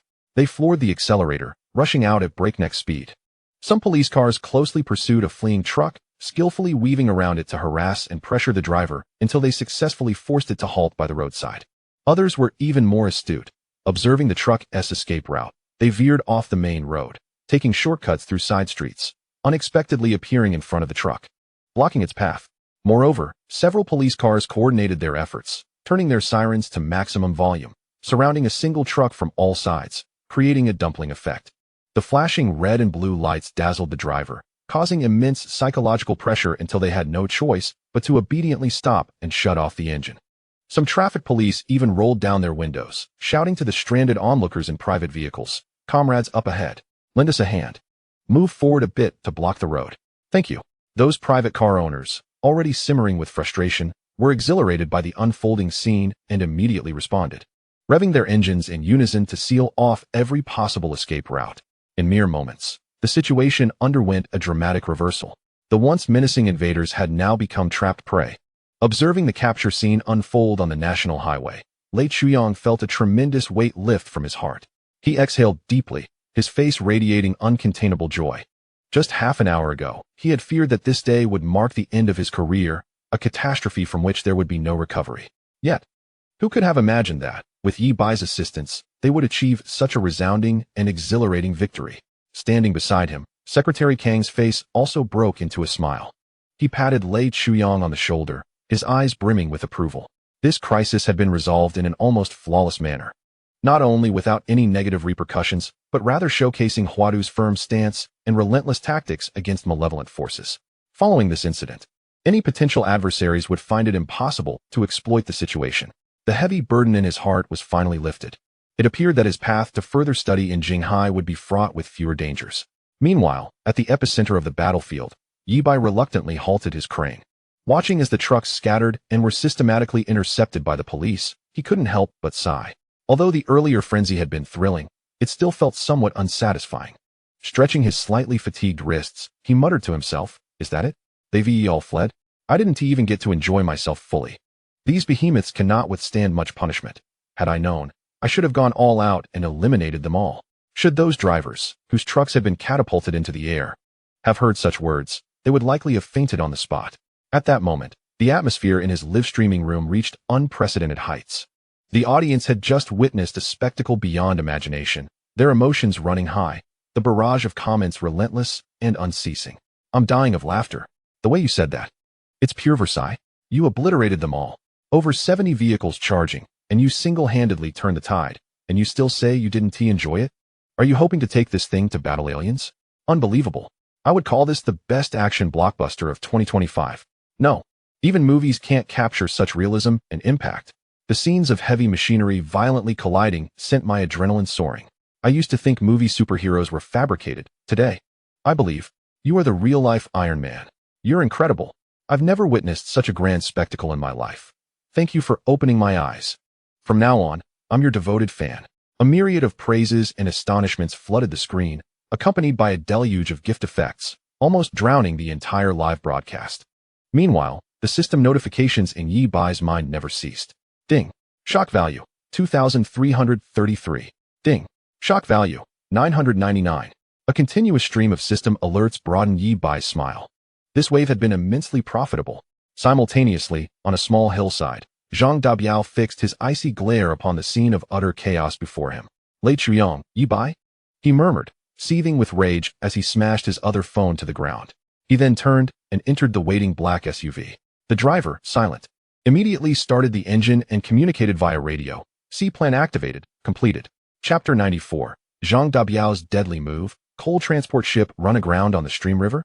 Beside the inspection station, Secretary Kong and Lei Chuyang approached Yi Bai's crane, their faces filled with gratitude. Yi Bai, thank you immensely. If it weren't for your timely intervention, the consequences would have been unimaginable. Lei Chuyang was deeply moved. Indeed, Boss Yi, your assistance extends beyond helping me. It benefits our entire Huadu. Although you have helped me as an individual, I, Lei Chuyang, am at a loss as to how I can repay this kindness. Yi Bai leapt from the driver's seat, clapping his hands lightly, and remarked nonchalantly, you two leaders are being overly courteous. It's merely a small favor among friends. However, while friends are friends, even brothers must keep their accounts clear. Secretary De Kang's expression grew serious as he pointed to the imposing crane, still radiating a formidable aura, and inquired, what is the total cost of modifying this vehicle? Rest assured, our government will not let you suffer any loss. Yi Bai extended his hand and declared, 5 million. This modification utilized only the finest materials and techniques, so the costs are indeed substantial. This figure reflects the discount I am providing out of respect for Director Lei. 5 million. Secretary De Kang was momentarily taken aback, his eyes widening. Though the district's finances were considerable, every expenditure was meticulously budgeted and planned. For him to suddenly squeeze out 5 million from the accounts was nearly an impossible feat. But after a brief hesitation, he gritted his teeth and said, you can rest assured, I will find a way to secure the funds. Even if it means selling off our assets, our government will certainly gather this amount for you. Seeing Secretary De Kang's predicament, Yi Bai smiled and added, actually, Secretary De Kang, if funds are truly insufficient, there is another option. You could assist me in obtaining a sales qualification for firefighting products, especially for extinguishers, allowing me to sell them through live broadcasts and other new media channels. If this can be arranged, I can further reduce the modification costs by 1 million. Upon hearing this, Secretary De Kang's eyes brightened. While the financial matter was challenging, coordinating a qualification was considerably easier for him. No problem. Just wait. He immediately pulled out his phone and dialed, speaking directly to the person on the other end. Hello? Director Liu? It's De Kang. I need to discuss something with you. It's about Yi Bai? Yes, the young man involved in tech modifications. He has a batch of new firefighting extinguishers with excellent effectiveness. Please expedite a sales qualification for him. One that permits online sales. This is urgent. After a few succinct instructions, Secretary De Kang hung up, beaming at Yi Bai. It's done. I've given Director Liu a heads up. Within 3 days, the qualification will be secured for you. Yi Bai rubbed his hands together, feeling a surge of excitement. The individual rocket launcher extinguishers have already been developed. We need to produce at least 300,000 units. Of course, before that, I must negotiate with my father to adjust the profit sharing to 991. Just then, a sudden and urgent ringtone disrupted the harmonious atmosphere. Lei Chuyang checked his phone, his brow furrowing. Hello? Lian, what is it? The call was from Lian, a staff member responsible for waterway transport management within the Transportation Bureau. Director, there's a grave situation. A large coal transport vessel has just run aground on the Stream River, completely blocking the waterway. Lian reported. What? Lei Chuyang felt as if he had been struck by lightning, utterly stunned. How could it possibly run aground? The Stream River is so wide. How could it be stuck? The specifics are under investigation. The captain claims he dozed off while navigating, leading to an unfortunate mishap. Lian explained. Dozed off. Lei Chuyang's heart sank. At such a critical juncture, this bizarre incident could only be the result of foul play. This was clearly a deliberate act, a scheme by Zhang Dabiao. The Stream River is a vital waterway connecting Guangxing, Huadu, and Songcheng, ultimately leading to the sea. A large coal vessel blocking the Huadu section is akin to having a fishbone lodged in one's throat. No vessels could pass upstream, and those downstream were stranded. It wouldn't be long before the entire waterway would be paralyzed, incurring astronomical economic losses. This scheme was even more insidious than the previous blockade. What about your waterborne rescue efforts? Surely there are tugboats available for assistance. Lei Chuyang pressed. Leon's voice was filled with helplessness. Director, our transportation bureau lacks the necessary high-power tugboats. To tow such a large vessel, we would need to contact the Maritime Bureau or the Port Group for specialized tugboats. However, this process of applying, coordinating, and waiting for them to arrive would take several days at best. Several days? Lei Chuyang felt his resolve waver. With the waterway blocked, every second counted. Waiting days would be disastrous. But now was not the time for despair. He tightened his grip on the phone, his eyes shimmering with determination as he declared, then used the crane to unload the cargo, remove the coal from the vessel to lighten its weight. Simultaneously, arrange for personnel to begin dredging the riverbank. Remember, before commencing work, consult with water resource and geological experts to devise a detailed construction plan to avoid secondary disasters.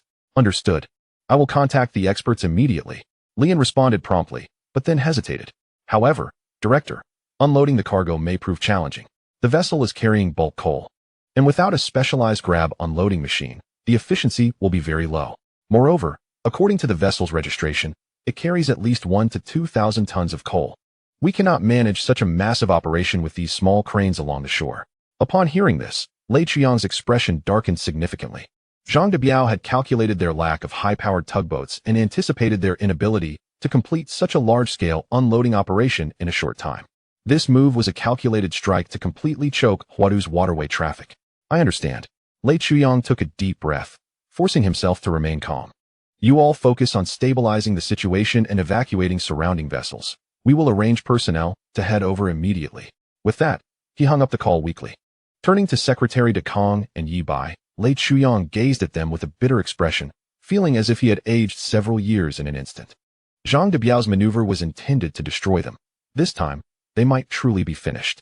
Secretary De Kang's brow was tightly furrowed, silent. However, amidst the prevailing gloom, Yi Bai suddenly chuckled lightly. Observing the despair etched on Lei Chuyang's face, he raised an eyebrow and remarked, "Is that all there is to it? Director Lei, do you truly believe that when I stated my crane could lift 3,000 tons, I was merely boasting?" Before he finished speaking, Yi Bai confidently turned and hopped back into the driver's seat of the colossal crane, the engine roaring to life. "Let us go. We're heading to the Stream River." Lei Chuyang and Secretary De Kong stared in astonishment at the slowly moving crane. They had seen many things, but using a tire-mounted crane, capable of traversing roads, to lift a vessel weighing thousands of tons, in their understanding, this was utterly implausible. Chapter 95. Lifting a fully loaded coal ship. Behold the Great Crane King. On the highway, Yi Bai drove the crane, guided by police cars, to the banks of the Stream River. There, a massive inland coal transport vessel lay grounded at a perfect 90-degree angle, firmly lodged in the riverbank's silt. Its bow was deeply entrenched in the earth, having even toppled a few small trees on the shore, while its enormous hull acted as a dam, completely obstructing the once wide waterway. The hull formed an almost perfect right angle with the riverbank.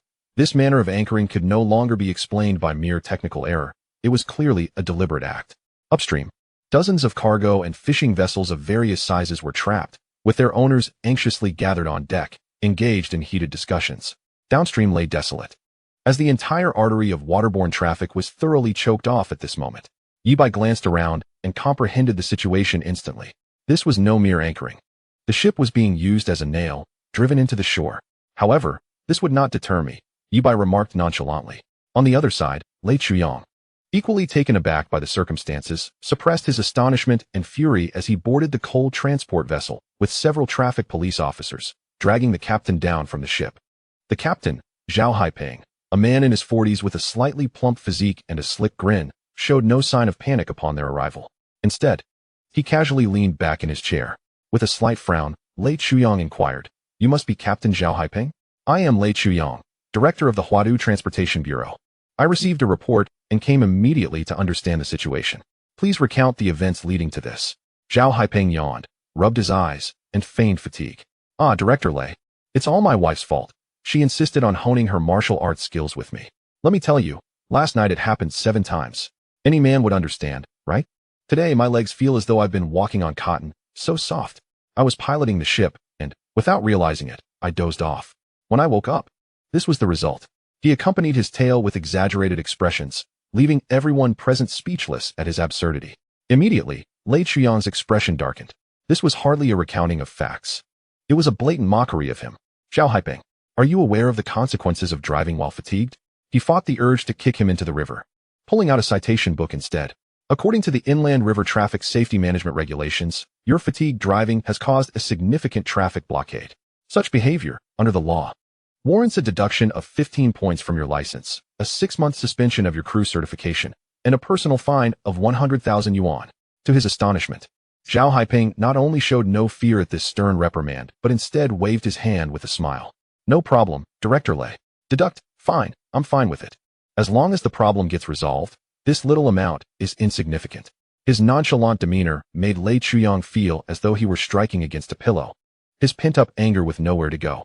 This man was clearly indifferent to the penalties. Just as Lei Chuyang was about to say something more, Zhao Haiping, oblivious to the gravity of the situation, pulled out a hamburger, a bucket of fried chicken, and a large cup of cola, indulging in his meal in front of everyone. Your ship is anchored, blocking the entire river. Do you still have the leisure to eat? Don't you want to find a solution? Lei Chuyang seethed with rage. Zhao Haiping took a bite of the chicken leg, mumbling, "Oh, Director Lei, if I had a solution, would I need to call 122 and involve your transportation bureau? I'm a law-abiding citizen. The ball is in your court now, and let me tell you, if you can't resolve this matter today, don't blame me for going live on my phone and broadcasting this online. Let the whole nation see just how incapable the Huadu government is at handling such a trivial issue. When the public pressure mounts, heh. You." Lei Chuyang was immediately incensed. "Calm down, old Lei." Just as he was about to explode, Secretary Dekong approached, gently placing a hand on his shoulder to signal him to remain composed.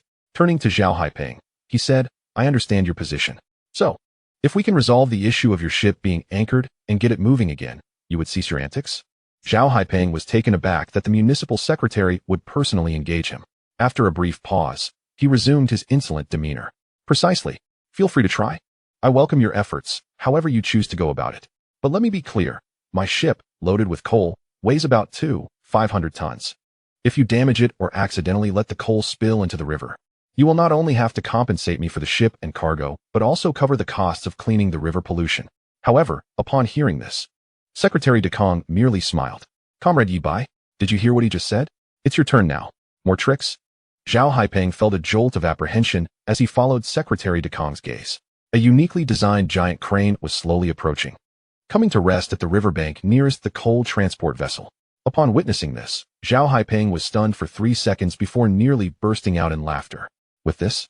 You think you can lift my coal ship weighing around 500 tons? Are you joking? This is absurd." Zhao Haiping found it hilarious. Meanwhile, in Yi Bai's live stream, viewers were utterly incensed by Zhao Haiping's audacious and shameless attitude. "Wow, this captain is unbelievably arrogant. It infuriates me. Main host, take him down. You must take him down. Such a person deserves to rot in prison. Main host, I beg you, lift his pathetic ship and slap him in the face. Yes, slap him hard. Let him know that Huadu is not a place for him to act recklessly." Though there was an uproar, some knowledgeable individuals in the live stream attempted to temper the excitement. "Everyone, calm down. While I share your anger, I must say, this ship is genuinely difficult to handle. Weighing 500 tons and stuck in mud, the difficulty of lifting it increases exponentially. Indeed, the crane is powerful, but it's a wheeled crane, limited by its chassis and counterweight. Lifting a few hundred tons is its maximum. To raise a ship weighing several thousand tons requires a crawler crane or even a floating crane. This is an entirely different category. Honestly, I'm not optimistic about the main hostess chances. This surpasses the realm of modification techniques and is constrained by the laws of physics." Amidst the discussions, Yi Bai commenced operations. The massive hook slowly descended, yet this time beneath the hook was an entirely new apparatus, a gigantic rectangular frame constructed from ultra-high-strength alloys, adorned with dozens of heavy iron chains thicker than a bowl. With Yi Bai's precise control, the enormous frame, along with the chains, was gradually submerged into the water, passing under the coal transport vessel and securely cradling its most robust keel section. Everything was ready. Yi Bai took a deep breath and forcefully pushed the power valve. The crane's core engine erupted with a thunderous roar. The hydraulic power valves within the crane operated at full capacity, emitting a sound akin to rolling thunder, causing a slight tremor beneath the ground. Before the eyes of all present, including Zhao Haiping, Lei Chuyang, and thousands of viewers in the live stream, a miracle unfolded. The massive coal transport vessel, firmly entrenched in the mud, was actually stirred. It was soon visible to the naked eye. The ship's hull, which had been deeply submerged in the water, was slowly but surely rising. Chapter 96. Can your crane outdo a crawler crane? As the colossal vessel began to detach from the riverbank under the crane's pull, Secretary De Kong and Lei Chuyang held their breath, their eyes filled with astonishment. This was nothing short of a miracle. Inside the cabin, Zhao Haiping's smile had long since frozen on his face. His mouth agape, he fixated on the scene outside. A sight that defied reason, rendering his mind blank. Suddenly, the massive body of the crane trembled violently. With a thunderous clang, the coal ship that had been pulled began to sway fiercely, and a cascade of black coal dust spilled over the edge of the hull. A sense of dread gripped Secretary De Kong and Lei Chuyang, their hearts tightening in alarm. Could the iron chain snap? If it broke, not only would their efforts be in vain, but the ship's structure would be compromised, leading to a catastrophic loss of coal into the water. In an instant, Zhao Haiping, who had been in shock, snapped back to reality and erupted into maniacal laughter. I knew it. I knew you couldn't lift it. Is it over? Have you reached your limit? You're clearly risking everything just to lift this. If you go on, your crane will fall apart. The barrage of comments in the live stream was filled with worry. Wow, that was close. Is it really at its limit? It seems so. After all, it's 500 tons. Being able to move it at all is incredible, but lifting it completely seems hopeless. This attempt was valiant. Even in defeat, it holds honor. We cannot ask for more. Alas, so close yet so far. Just as everyone believed Yi Bai had exhausted his strength and that the miracle was about to fade, a voice, tinged with apology, emanated from the crane's loudspeaker. Ahem. My apologies, everyone. I couldn't help but sneeze, causing my hand to tremble slightly. No worries, let's continue. A sneeze? Everyone, including Zhao Haiping, was left utterly dumbfounded by this explanation. During this unprecedented feat of engineering, you tell me your hand trembled because you sneezed? Before anyone could process such an absurd excuse, another twist unfolded. Crack, crack, crack. A series of crisp mechanical clicks echoed from within the crane arm, and suddenly, the taut fiber rope began to frantically wind upward. Before the astonished eyes of the crowd, the 500-ton coal ship was forcibly extracted from the mud along the riverbank. The entire vessel broke free from the water, and torrents cascaded from its hull, creating a spectacular curtain of water. 1 meter, 2 meters, 3 meters. The colossal coal ship was hoisted high, suspended 3 meters above the ground. Silence fell, a deathly silence. In that moment, time seemed to freeze, everyone gazing upwards, their minds blank, with only the breathtaking image indelibly etched onto their retinas. Moments later, chaos erupted in the live stream. I can't believe my eyes. I must be dreaming. 3 meters. It's 3 meters off the ground. You, a wheeled crane, are accomplishing feats that surpass those of tracked cranes? Is this reasonable? Is this scientific? A crane worth millions performing tasks that should require equipment worth tens of millions or even over 100 million. My worldview has collapsed. This is terrifying. Is this something a carbon-based life form could create? Master, did you secretly tap into alien technology? As the comments flooded in, a dazzling array of special effects filled the screen. One Peach gifted to Douyin number 1x30. One Peach Master, you're amazing. This is absolutely incredible. Yi Bai deftly maneuvered the crane, gently lowering the colossal ship back into the water. Splash.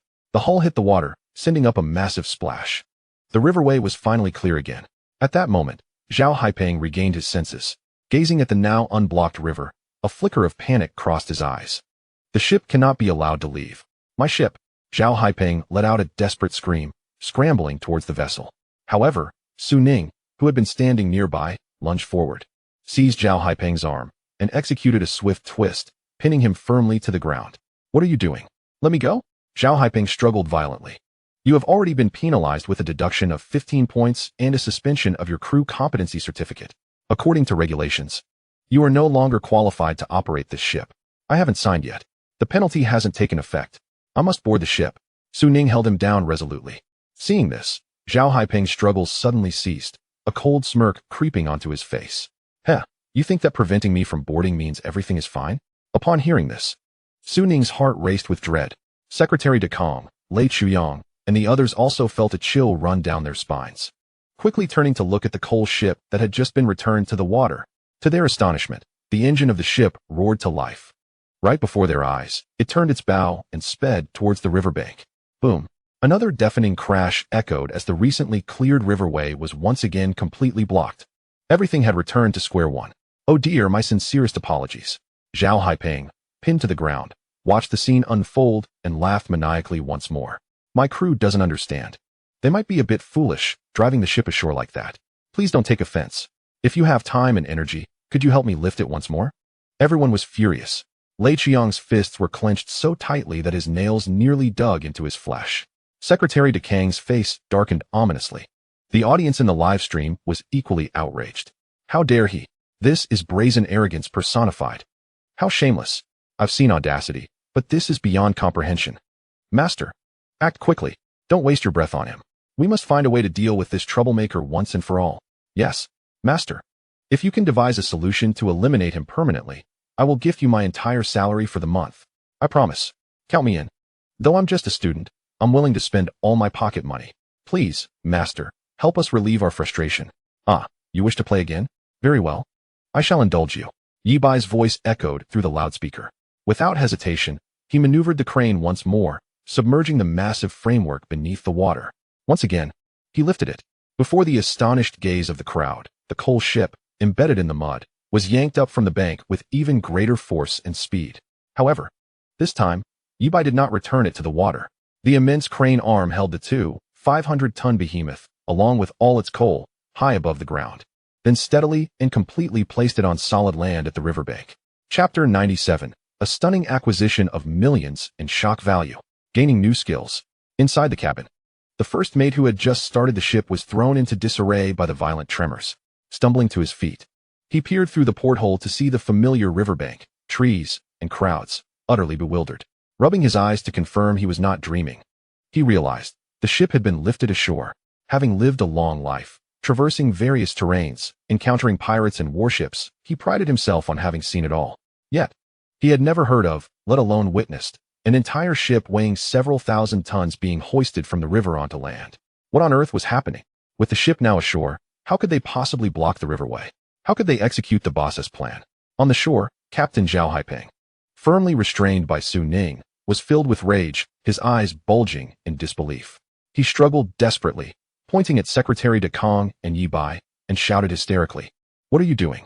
You are road officials, not road bullies. By what right do you hoist my ship ashore? I have a transportation contract. If I fail to deliver the coal on time, I will incur penalties. You are abusing your power. This is a crime. I will sue you. I will take legal action against the Huadu government. I will fight until you are imprisoned." In the face of his threats, Secretary Dekang merely snorted coldly. "Very well. If you wish to litigate, I shall accompany you to the end. I truly cannot believe that under the brilliance of the People's Police, your nefarious deeds can persist."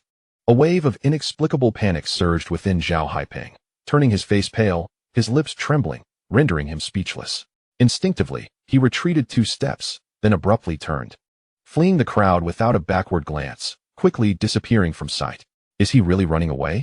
Su Ning observed his retreating figure, puzzled. Yi Bai, gazing in the direction Zhao Haiping had vanished, remarked, "He must have a guilty conscience, knowing he is not clean himself."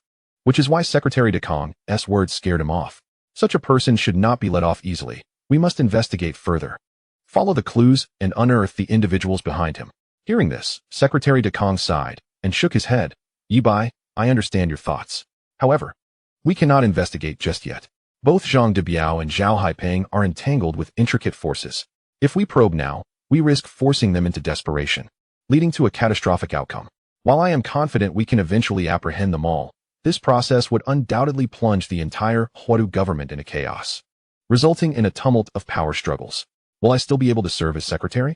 More importantly, what of the ordinary citizens? Will they still be able to live normal lives?" Secretary Dekang's tone was laced with helplessness. After a moment of silence, Yi Bai waved his hand dismissively, tacitly accepting this approach.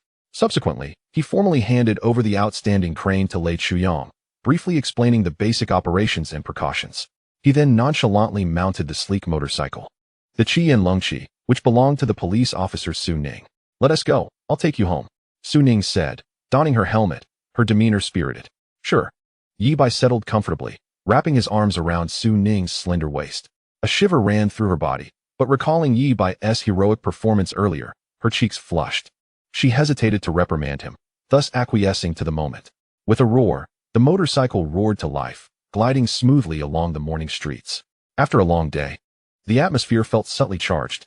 After a while, Su Ning's voice emerged from beneath her helmet, tinged with a hint of innocence. "Yi Bai, I'm a bit thirsty." At this, Yi Bai immediately pulled out his phone. I'll transfer you 2 yuan. Stop by a convenience store if you see one and buy a bottle of Yibao.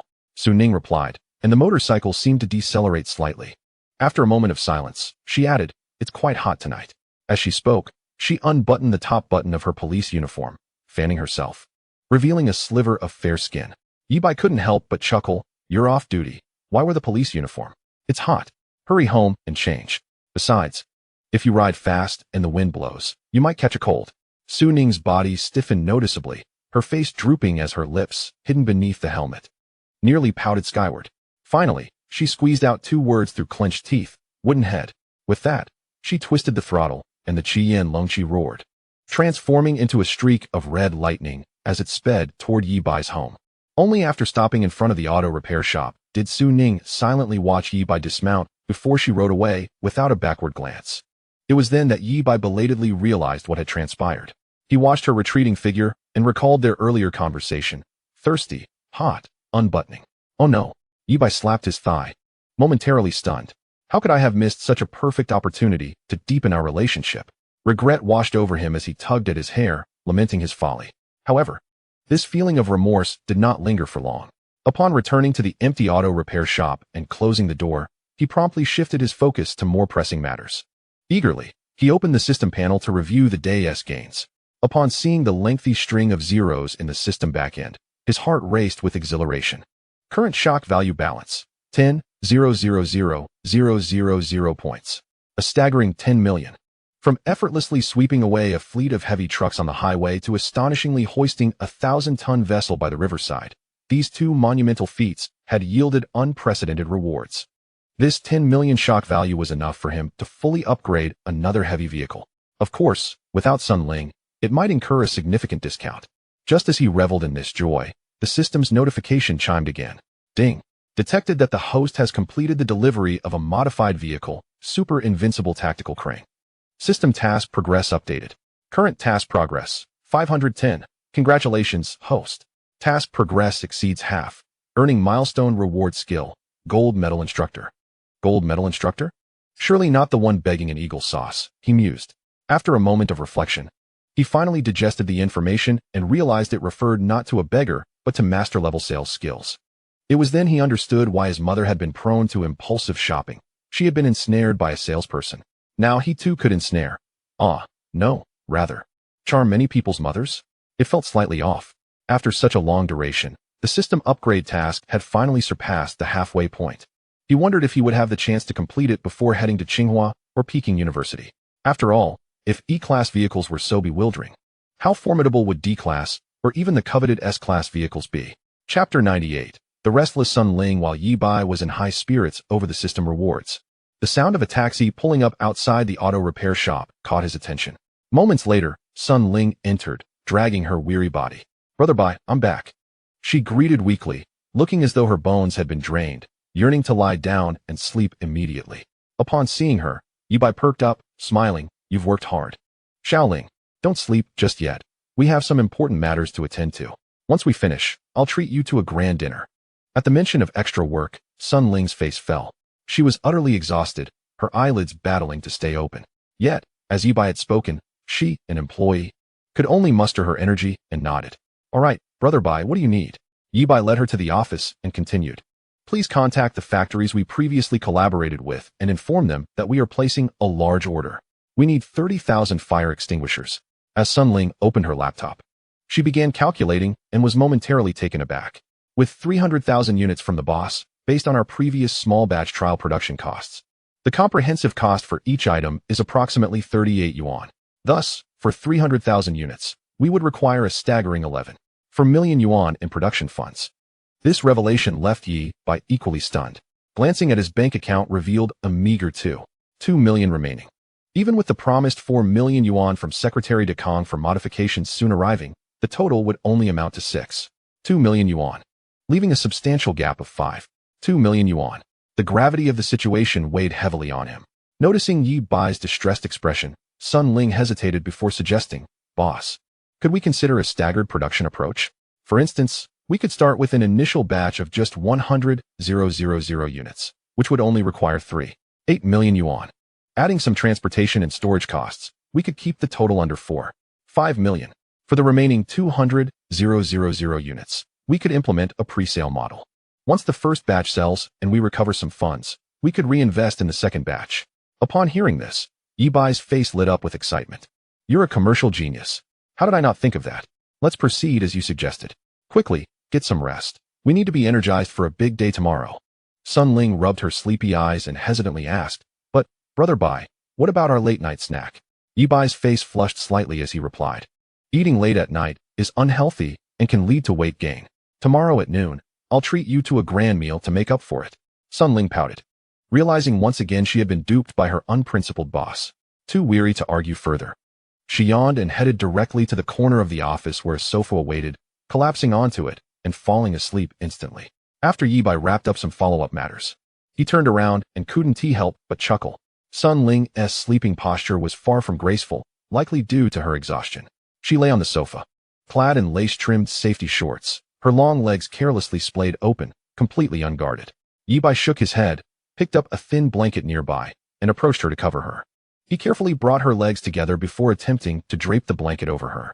Just then, Sun Ling stirred in her sleep, her eyelashes fluttering as she gradually opened her eyes. Their gazes locked, and the air became thick with tension.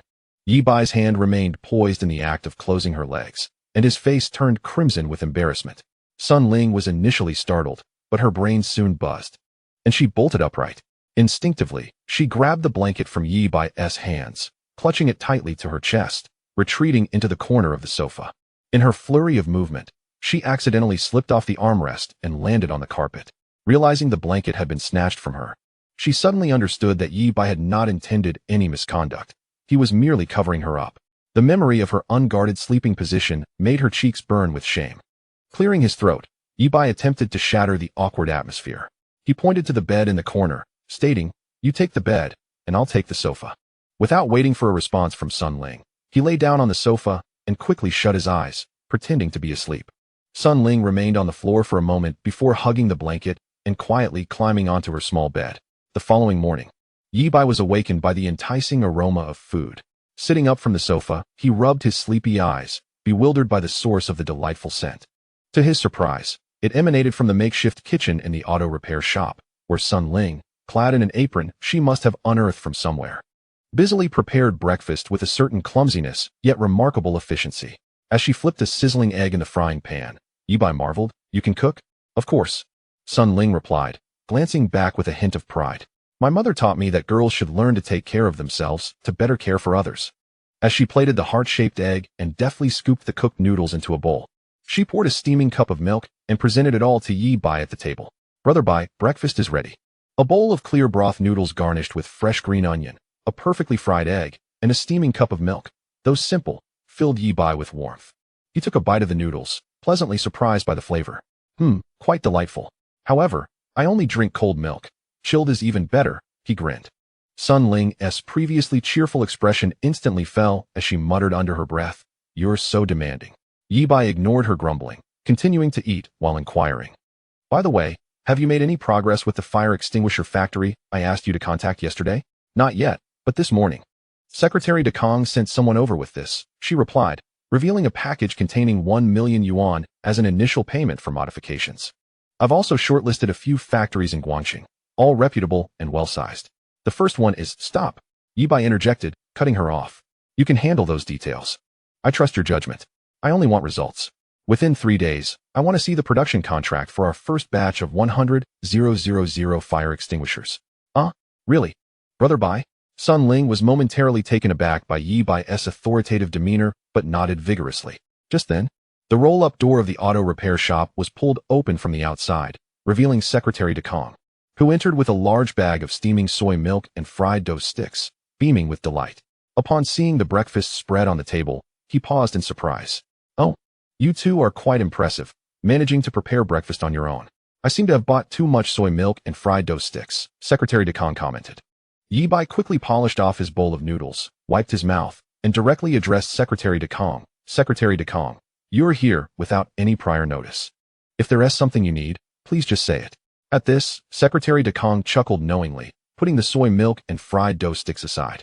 After a moment of contemplation, he began, "Yi Bai, I meant to speak with you yesterday regarding an important matter, but with Zhang de Biao's disturbance, I completely forgot. Now that I think of it, we need to address this concern promptly. Yi Bai raised an eyebrow, intrigued. Oh, what concern weighs so heavily on your mind, Secretary? With a sigh, Secretary de Kong replied. Do you recall the incident with the massive fire and the support from the armed police helicopter squad? In retrospect, I've been analyzing our emergency response. While I believe we acted swiftly, the losses were still substantial. I often wonder if those helicopters had been just a bit faster. Could we have contained the blaze before it spread? Yi Bai's eyes suddenly brightened. The implication was clear. This was an opportunity to upgrade their helicopters. Having already modified vehicles, now even aircraft were on the table, and the possibilities were expanding. Secretary de Kong observed Yi Bai in silence, then hesitantly inquired, Yi Bai, I know you possess exceptional skills in vehicle modifications, and this crane you've crafted has truly impressed me. However, the aircraft above and the vehicles below are fundamentally different. Can you modify them? Without hesitation, Yi Bai thumped his chest and replied with confidence, Secretary de Kong, how could you doubt it? A car is a machine, and a helicopter is still a machine, is it not? The essence remains unchanged. It can be modified. It certainly can. He then added, however, to be candid, the specific modification plan can only be determined once I have personally examined the aircraft and conducted a thorough analysis. Hearing Yi Bai's assured response, Secretary de Kong rejoiced, slapping his thigh in excitement. Wonderful. I knew coming to you would be the right choice. Rest assured, the target this time involves the equipment of the armed police forces, which is directly managed by the provincial government. The provincial finances are far more abundant than our little Huadu. Yi Bai waved his hand, his expression serious. Secretary de Kong, financial matters are secondary. I am not the kind of person who seizes opportunities to exploit the state, to contribute to our nation, to our armed police soldiers. Enhancing their equipment performance to ensure their safety and efficiency during missions is my duty. Upon hearing these words, Secretary de Kong sighed with relief. His gaze towards Yi Bai filled with admiration. Excellent. With your assurance, I can temporarily rest easy about Huadu while I'm in Jinghai. Yi Bai was taken aback and curiously asked, You're heading to Jinghai soon? When? Secretary de Kang's expression became complex. I will leave shortly. So soon? Yi Bai was genuinely surprised. Secretary de Kong replied solemnly, The sooner, the better. I'm eager to go, and there are those who wish for my swift departure. However, for the time being, Huadu will be in your hands. Yi Bai's smile gradually faded. Turning serious, Secretary de Kong, you can rest assured. I have grown up on this land. The chaos in Huadu cannot be dictated by those hidden in the shadows. Just then, a sleek black car adorned with a red flag silently pulled up to the auto repair shop. Secretary de Kong bid farewell to Yi Bai, shaking his hand firmly. I'll wait for you in the capital. When you start school, we shall have a good talk. Yi Bai nodded, smiling. All right, but you must treat me then. Secretary de Kong laughed heartily, then pointed to a young man with gold-rimmed glasses, who appeared very capable, saying, From now on, the work in Huadu will be handled by my secretary Jin Yang, and he will fully coordinate with you regarding the helicopter modifications for the armed police forces. I trust both you and him. Yi Bai nodded in agreement, recognizing the reasonableness of Secretary de Kong's departure and Jin Yang's ascension. Afterward, Secretary de Kong entered the car and departed. Yi Bai watched the red-flagged vehicle vanish before returning to the auto repair shop to enjoy the rare leisure time. Even taking a moment to play a bit of Delta, he found it quite entertaining, managing to acquire a revival respirator and an African heart. Just as he was about to continue, the phone rang. Hello, Boss Yi, the secretary has already briefed us. When would be a convenient time for us to visit the armed police detachment in Guangdu? Jin Yang's voice on the other end was exceedingly respectful. Yi Bai furrowed his brows slightly and replied, This afternoon. After hanging up, a wave of fatigue washed over him. He stretched lazily, preparing to recline on the familiar office sofa for a much-needed nap, when another sound of footsteps approached outside the repair shop. Before the person arrived, their voice preceded them. Yi Bai, congratulations on your newfound wealth. It was Long Hantian, dressed in casual attire, yet still exuding the indomitable aura of a soldier. Upon hearing this familiar opening line, Yi Bai's heart sank instantly, and his expression darkened with visible speed. He could not forget that the last time Long Hantian had said something similar. The firefighting vehicle he painstakingly modified was immediately requisitioned by the military under the guise of testing. That was a golden opportunity that could have penetrated the 100 billion market. Lost without compensation. Yi Bai raised an eyebrow, unwilling to even glance at Long Hantian, and coldly addressed Sun Ling beside him. Xiao Ling, we do not welcome outsiders here. Please show him out. Huh. Sun Ling was taken aback, glancing between the imposing Long Hantian and her expressionless boss. uncertain of what to do. Long Hantian was momentarily stunned, incredulously pointing at himself. Outsider? Me. Long Hantian, Major General, commander of the 32nd Group Army. Even a general must leave. Yi Bai's words dripped with disdain. This left Sun Ling genuinely distressed. She was merely an employee, caught between her boss and a seemingly fearsome general. She felt utterly trapped. Long Hantian, seeing this, sighed helplessly and said to Yi Bai, all right, you may not like me, but you can't put your girlfriend in a difficult position. She is so innocent. The issue still needs to be resolved, right? Girlfriend? Sun Ling nervously glanced at Yi Bai, who was now sitting up on the sofa, squinting at Long Hantian with heightened vigilance. Fine, but if you don't allow me to profit this time, there won't be a next time. I will directly resolve the problem. Long Hantian burst into laughter, unfazed by Yi Bai's threat, and cheerfully replied, do you not trust me? When have I ever wronged you? I got you into the system without you even taking the exam. I arranged for all types of special driving licenses for you. I have always treated you well. Yi Bai waved irritably. Speak plainly, and be quick about it. Chapter 100. Just as I was thinking of a civilian plan, I was conscripted by the military? Long Hantian plopped down in the chair opposite him, his eyes sparkling with unabashed excitement as he exclaimed, you little rascal. Last night, I watched your live stream on the command center screens. The crane you modified was simply outrageous. Its massive boom is astonishingly agile and flexible, almost like a human arm. I thought to myself, if I could apply this technology to our group army's Type 99, a main battle tank, would that not mean we could equip our tanks with larger caliber main guns? Yi Bai furrowed his brow at this, instinctively rebutting, that's impractical. The tank's space is fixed. If the caliber of the gun increases, the size and weight of the shells must also increase. How many rounds can a tank still carry? Sacrificing sustained firepower and mobility for a single powerful shot would render it a sitting duck on the battlefield. No. Long Hantian shook his head, a mischievous smile on his face. You're still too young, Yi Bai. First, you must trust our military's world-class fire control radar and the professional training our soldiers undergo day after day. Secondly, consider it from a different angle. On the battlefield, our Type 99 can fire countless times, but as long as it hits once, the opposing main battle tank is rendered scrap, its crew either dead or wounded. This calculation is a win for us, no matter how you look at it. Moreover, under normal circumstances, our excellent tank crews can achieve 2 to 3 hits on a single target. That's basic skill. A single tank can obliterate several enemy hard targets in one strike. The tactical value of this is immense, and I believe you understand that better than I do. Yi Bai fell silent. Long Hantian's points were indeed valid, leaving him without a counterargument. Yet, he harbored a simmering frustration. It was utterly exasperating. Having just dealt with Zhang Debiao, he was contemplating how to promote this remarkable articulated arm technology into the realm of civil engineering machinery for substantial profit. Yet what happens? The military has caught wind of it and come knocking for incorporation? Is there no sense of justice left? Long Hantian seemed to see through Yi Bai's thoughts and burst into hearty laughter. Don't look at me like that. This is not my intention to intercept your fortune. It's simply that your technology aligns perfectly with one of the key research directions for our next-generation main battle tank. If I don't seek you out, who else should I approach? Yi Bai sighed deeply. Well, where do you find a child crying every day, or a gambler losing every moment? I refuse to believe that all the cutting-edge technology within my system, all the products I've developed, can be entirely exploited by the military.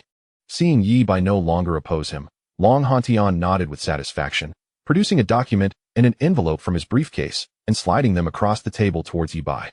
This is a 5 million cash check, representing the military's purchase of your high-flexibility heavy-load rotating arm technology patent. There will be subsequent royalties as well. Additionally, I promise to personally ensure your military qualification is secured within a month. Yi Bai glanced at the thick envelope but waved his hand dismissively, feigning disdain. Yet internally, he was elated. Money had arrived just when he needed it. But General Long, while I accept the money, don't jest about the military qualification. What use would that be for a small, rundown auto repair shop like mine? I am not a legitimate military factory, he replied coolly. Upon hearing this, Long Hantian did not attempt to explain, but instead wore a cryptic smile, finishing his statement before cheerfully departing. Inside the Yunshao auto repair shop, as soon as Long Hantian left, Sun Ling hurried over with a laptop, excitement gleaming in her eyes. Boss, I've already contacted several subcontractors, and 2 have explicitly expressed their willingness to take on our order for fire extinguishers. The first one, in Guangdu, has advanced production lines and promises to deliver the first batch of 100,000 units within 7 days, but their quote is high, calculating to 40 yuan per unit. The other one, in Fuqing, is slightly smaller and requires about 14 days to complete, yet they have excellent cost control, bringing it down to 30 yuan per unit. Yi Bai did not hesitate and decisively stated, "Time is money, we cannot wait that long. Let us go with the 7-day option." "Understood, boss." Sun Ling promptly nodded and began preparing the contract. Just then, Yi Bai's phone rang, displaying a call from his father, Yi Nantian. "Son, how have you considered the plan I mentioned last time?" "The groundwork for that flagship auto repair shop has already commenced," said Yi Nantian leisurely over the phone. Leaning back on the sofa, Yi Bai replied lazily, "Dad, hold off on building that new shop. The old dilapidated auto repair shop I'm running is doing quite well." "Quite well?" Yi Nantian chuckled lightly on the other end, his tone tinged with skepticism. "Indeed. Although this month's revenue has not been finalized, it certainly exceeds tens of millions." Yi Bai stated, "Oh, by the way, I've recently come across a new business opportunity involving fire extinguishers. The market prospects are vast. What do you think, Dad? Are you interested in investing?" A silence fell on the other end. The Yinshao auto repair shop? That was where he had built his fortune from scratch. Yet it had long since fallen behind and was on the verge of being outdated. Earning enough to cover utilities in a month and a mere few thousand in profit was already a blessing. Tens of millions in revenue. Was this kid delusional or treating himself like a fool? Despite his disdain, Yi Nantian, wanting to test this erratic son, feigned interest and asked, "Oh, how much are you looking to invest?" "Not much," Yi Bai replied casually, holding up a finger. "You could invest 500,000 yuan. But we must agree on the profit sharing, a 99-to-1 split, with me receiving 99 and you just 1. Yi Nantian nearly laughed in disbelief. Was this not the same as directly asking for 500,000 yuan? This brat, who could have simply asked for the money, insisted on going through the motions of an investment, only to shamelessly offer himself a paltry portion as dividends? Was he insulting someone's intelligence? Just as he was about to refuse, he felt a pinch at his side. It was his wife nudging him. She softly said, "Don't be too quick to reject. Our son has probably endured much hardship outside and, in desperation, devised this clumsy scheme to persuade us for money. If you deny him, what if he resorts to theft or crime? His life would be ruined." Yi Nantian, upon hearing this, found her reasoning compelling. No matter how reckless his son might be, he was still his flesh and blood. Compared to ruining a life, 500,000 yuan was a trivial sum. "All right, I agree to your investment. However, you must promise me one thing. You shall not engage in any illegal activities. Otherwise, I would rather donate my entire fortune than leave you a single cent," Yi Nantian declared firmly. Upon hearing this, Yi Bai clenched his teeth in frustration. How could this father be so unreasonable? Shouldn't this vast fortune rightfully belong to him as the only son? Otherwise, what was the point of being a son at all? And to threaten him with it? Yet, he quickly recalibrated his mindset, feeling a surge of determination. The more his father underestimated him, the more he was resolved to achieve success. Once the profits from the fire extinguishers materialized, he would astonish his father with that meager 1% dividend. After ending the call with his father, Yi Bai intended to rest a little longer when a black Audi A6 pulled up at the repair shop entrance. Jin Yang, secretary to Secretary de Kong, emerged from the vehicle. "Boss Yi, it's about time. We should head to the armed police brigade in Guangdu," Jin Yang remarked politely, glancing at his watch. "All right, let us go," Yi Bai responded, standing up and instructing Sun Ling, who was engrossed in organizing the contract. "Xiao Ling, I'm stepping out. The shop is in your hands. Call me if anything arises." "Understood, boss. You can count on me," Sun Ling replied eagerly. Yi Bai followed Jin Yang into the car, and they drove towards Guangdu. After more than an hour, they arrived at a heavily guarded military compound. This was the base of the armed police Guangdu Helicopter Brigade. A middle-aged officer with a colonel insignia, standing tall, awaited them beside the helipad. "Boss Yi, welcome." Jin Yang alighted from the car and promptly introduced. "This is Colonel Duanda, the head of the helicopter brigade. Colonel Duan, this is Yi Bai, the individual I mentioned to you. Mr. Yi, I have long admired your reputation." Colonel Duan extended his hand warmly, shaking hands with Yi Bai. "We witnessed your remarkable feat on the national highway yesterday through the command system. It truly opened our eyes." Yi Bai, recalling Colonel Duan's impressive descent during the forest fire suppression, chuckled. "Colonel Duan, I vividly remember your brave actions during the firefighting effort." Colonel Duan immediately broke into a sweat, nervously exclaiming, "At that moment, I was solely focused on disaster relief. Looking back, I realize how foolish I was. If I have neglected any aspect, please feel free to critique me. I will accept it humbly." "Ah, It's all in the past. No need for concern, Yi Bai replied nonchalantly, deeming it a trivial matter not worthy of criticism. After a brief exchange of pleasantries, Colonel Duan got straight to the point, leading Yi Bai towards the helipad. Mr. Yi, as per higher directives, we are providing you with 3 different types of helicopters for your evaluation. This aircraft is an aging light multi-purpose helicopter, the G-9G police variant. The one in the middle is our domestically produced medium transport helicopter, the G-8. The one on the far side is an imported medium transport helicopter, the Mi-171. Yi Bai glanced around, somewhat puzzled, and remarked, Captain Duan, I recall that the mainstream assault transport helicopter in the armed police force is the G-20, isn't it? Why isn't it stationed here? Upon hearing this, a fleeting hint of embarrassment crossed Captain Duan's face.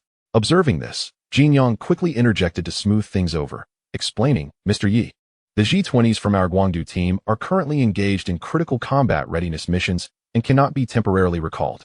Yi Bai understood immediately. What mission? This is clearly an excuse.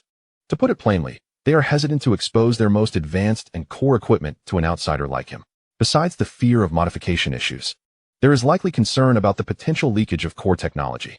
However, he could comprehend this mentality. After all, when it comes to national defense, a cautious approach is always prudent. As Yi Bai ceased to inquire further, he walked directly to the largest G-8, pretended to examine it by circling the aircraft a few times, and lightly tapped on its fuselage. Simultaneously, he silently commanded, Scan vehicle. The system's prompt responded promptly. Scanning vehicle type, G-8. Scan result, insufficient permissions, unable to modify or upgrade. As expected, Yi Bai mused inwardly, maintaining a composed demeanor as he strolled to the Mi-171. Only to encounter the same inability to modify. Finally, he arrived at the seemingly inconspicuous, even somewhat outdated G-9G. Scan result, upgrade possible. Vehicle grade, D-level, light flying vehicle. Mission prompt, modifying a D-level vehicle counts as 2 E-level vehicle task progress. It can actually be modified? And it counts as 2? What a delightful surprise.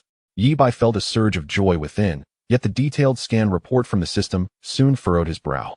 The condition of this G-9G was far worse than he had anticipated. Main rotor hub bearing wear exceeds limits. Tail rotor drive shaft exhibits minor cracks. Hydraulic system exhibits multiple aging pipes, posing a leakage risk. Avionics system version 2 low, posing signal interference hazards. This is no minor issue. The wear has escalated to a critical point. It could disintegrate mid-air at any moment. To modify, it would require extensive overhauls, and even then, it would only reach an E-level standard. Yi Bai resolved in his mind and pointed to the aged G-9G. Addressing Duan and Jin Yong, let's modify this one. After all, this helicopter can no longer fly. What? Both Duan and Jin Yong displayed expressions of astonishment, exclaiming in unison, It can't fly anymore? Mr. Yi, how did you discern that? Yi Bai, hands in pockets, walked around the aircraft a couple of times and casually explained. The engine's condition is severely compromised. You can hear the fatigue of the internal components just from the sound. The minor scratches on the rotor blades indicate past collisions, leading to internal bearing damage, which is likely nearly irreparable now. If one were to attempt a forceful start, the rapidly rotating blades could fly off and injure everyone on the helipad. His words left Duan and Jin Yong in shock, cold sweat instantly beating on their backs. He merely glanced at the aircraft and could discern the internal structure and the extent of component wear. This was nothing short of miraculous. He was even more skilled than their most seasoned aircraft maintenance engineers. The two exchanged glances, each reflecting profound astonishment. Jin Yong, regaining composure, sheepishly explained, Mr. Yi, your insight is truly remarkable. To be candid, our intention was to see if you could modify this helicopter. It is indeed broken, and even major repairs cannot resolve the issues. The cost of completely replacing core components is exorbitant, nearly equivalent to purchasing a new one. Thus, it has remained idle in the hangar, a persistent problem. We approached this with a trial-and-error mindset, unaware of how much it would cost for you to upgrade it. Yi Bai pondered for a moment, raised a finger, and stated, if I were to undertake the modification, the costs would not be negligible. A flat fee of 10 million. Hiss. Captain Duan gasped in surprise, but his expression swiftly morphed into one of elation. 10 million? If it could be restored, and its performance enhanced for that price, it would be entirely manageable. Yi Bai felt he might have undervalued his offer. Given their reaction, it seemed that even if he inflated the price by 2 or 3 million, they would likely accept it. However, once spoken, a gentleman's word is as binding as a promise, and he couldn't retract it. internally chiding himself for being too naive. Do you have specific requirements for the modifications? Yi Bai inquired. Duan considered for a moment and replied, well, we don't have major demands, as long as it can be safely utilized post-modification. Of course, if performance can be enhanced, we hope the speed can increase a bit. This way, in the event of emergencies like the Princess Mountain wildfire, we can reach the site more swiftly for rescue and firefighting, ensuring a rapid response. Yi Bai nodded, indicating his understanding. Speed. That is simple. Chapter 102. Starting with 1 million shock value? How extravagant. With the negotiations concluded, Yi Bai prepared to take his leave. Before departing, he recalled his modest bank account balance of only 7 to 8 million. Turning back to Duan and Jin Yang, he smiled and said, Captain Duan, Secretary Jin, my Yunxiao Auto Repair Shop is a small business, and I do not extend credit. To be clear, modifications can proceed, but a portion of the deposit must be paid up front. Not much, just 3 million. The remaining balance can be settled after the aircraft is modified and you are satisfied with the inspection. What do you think? Yi Bai spoke with a hint of nervousness. No problem. Captain Duan replied eagerly, promptly giving instructions to a nearby guard. Shortly thereafter, Yi Bai received a bank notification on his phone. Mr. Yi, the 3 million deposit has been credited to your account. Please check it. Duan smiled. Receiving the 3 million, Yi Bai felt a surge of delight. With this amount, along with the 5 million previously given by Long Hantian and the 500,000 promised by his father as startup capital for producing fire extinguishers, he had finally gathered a substantial sum. Satisfied, he bid farewell to the two and returned to the Yunxiao Auto Repair Shop in Jin Yang's vehicle. Once back in familiar territory, Yi Bai eagerly locked himself in his office, reclined on the sofa, and immersed himself in the system to explore the modification plan for the G9G. However, upon reviewing the details, he was taken aback. As the system outlined an array of modification modules accompanied by lengthy lists of components, Yi Bai was left speechless. Plan generation detected vehicle as D level. Advanced modification modules can be unlocked. Power core upgrade, priced at 6.8 million shock value. Avionics and fire control system, priced at 3.9 million shock value. Just a single core module costs several million shock value. Yi Bai calculated roughly, even opting for the most basic upgrades of power, rotor, and firefighting body modifications would total at least 17 to 18 million shock value. He currently has just over 10 million in his account, but there remains a staggering shortfall of at least 7 to 8 million. To proceed with a more secure plan, he would need an additional 10 million in shock value. Yi Bai felt as if he had just won 5 million in the lottery, only to discover that the house he desired costs 10 million, plunging his spirits from the heights to the depths. It seemed he could only rely on fire extinguishers now. Taking a deep breath, his gaze hardened with resolve. He must leverage this opportunity to sell fire extinguishers and reap a substantial amount of shock value. With that thought in mind, he promptly took out his phone and dialed his uncle, Xiao Yunshan. Hey, uncle, I need to ask you for a favor. What is it, my little nephew? When have I ever not supported you? Xiao Yunshan replied. Do you remember our previous agreement to conduct a fire drill at Inkai Kindergarten? It was postponed due to the forest fire, and I thought we should rectify that oversight while also educating the children about real fire safety, Yi Bai said casually. Xiao Yunshan was momentarily taken aback before excitedly responding. No problem. This is a great initiative. I'll discuss it with Principal Qiao right away. And you must ensure your cousin learns well. Oh, rest assured, uncle, Yi Bai chuckled. A few minutes later, Xiao Yunshan called back, his tone somewhat peculiar. It's settled. Principal Qiao Ruoyan agreed to discuss the specifics of the drill with you. That's wonderful. Yi Bai sighed in relief. However, Xiao Yunshan continued, she has 2 conditions. First, the discussion must be in person. Second, you must go alone. Alone? Yi Bai was curious. Why must I go alone? It's just a fire drill. Not some clandestine meeting. Xiao Yunshan was equally puzzled. I don't know. That's just the principal's requirement. Are you going or not? If not, I'll decline. Well, I suppose I will go, Yi Bai replied nonchalantly. It's not like it's a den of tigers and dragons. What is there to fear? After hanging up, Xiao Yunshan quickly sent him an address. Upon opening it, Yi Bai was taken aback. This address was not for Inkai Kindergarten, but for an upscale residential complex located in the city center.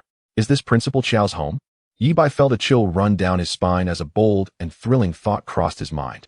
A solitary man and a woman, alone in a room, discussing a fire drill for children. This scenario felt decidedly off. It truly was a den of tigers and dragons. Yi Bai murmured to himself, his internal alarms ringing. But then he reconsidered. As a young man full of vigor, what was there to fear? After all, if he were to be devoured within, he mused with a grin, Perhaps that wouldn't be so bad. With a strikingly beautiful woman, possessing a perfect figure and an alluring pear-shaped silhouette, extending such an invitation. It was hard not to let his imagination wander. With a mix of tension and excitement, Yi Bai took a taxi to the luxurious Yujing Huating complex. The environment was serene and the security strict. It was evident that this was not a place for the average person. As agreed, he stood by the fountain in the complex and opened a chat with Qiao Ruoyan. Principal Qiao, I have arrived. In no time, he received a voice message in response. Upon playing it, he was greeted by a sultry voice, imbued with a lazy magnetism. Walk straight down the small path to your left. And when you see the pavilion with the fountain, turn right.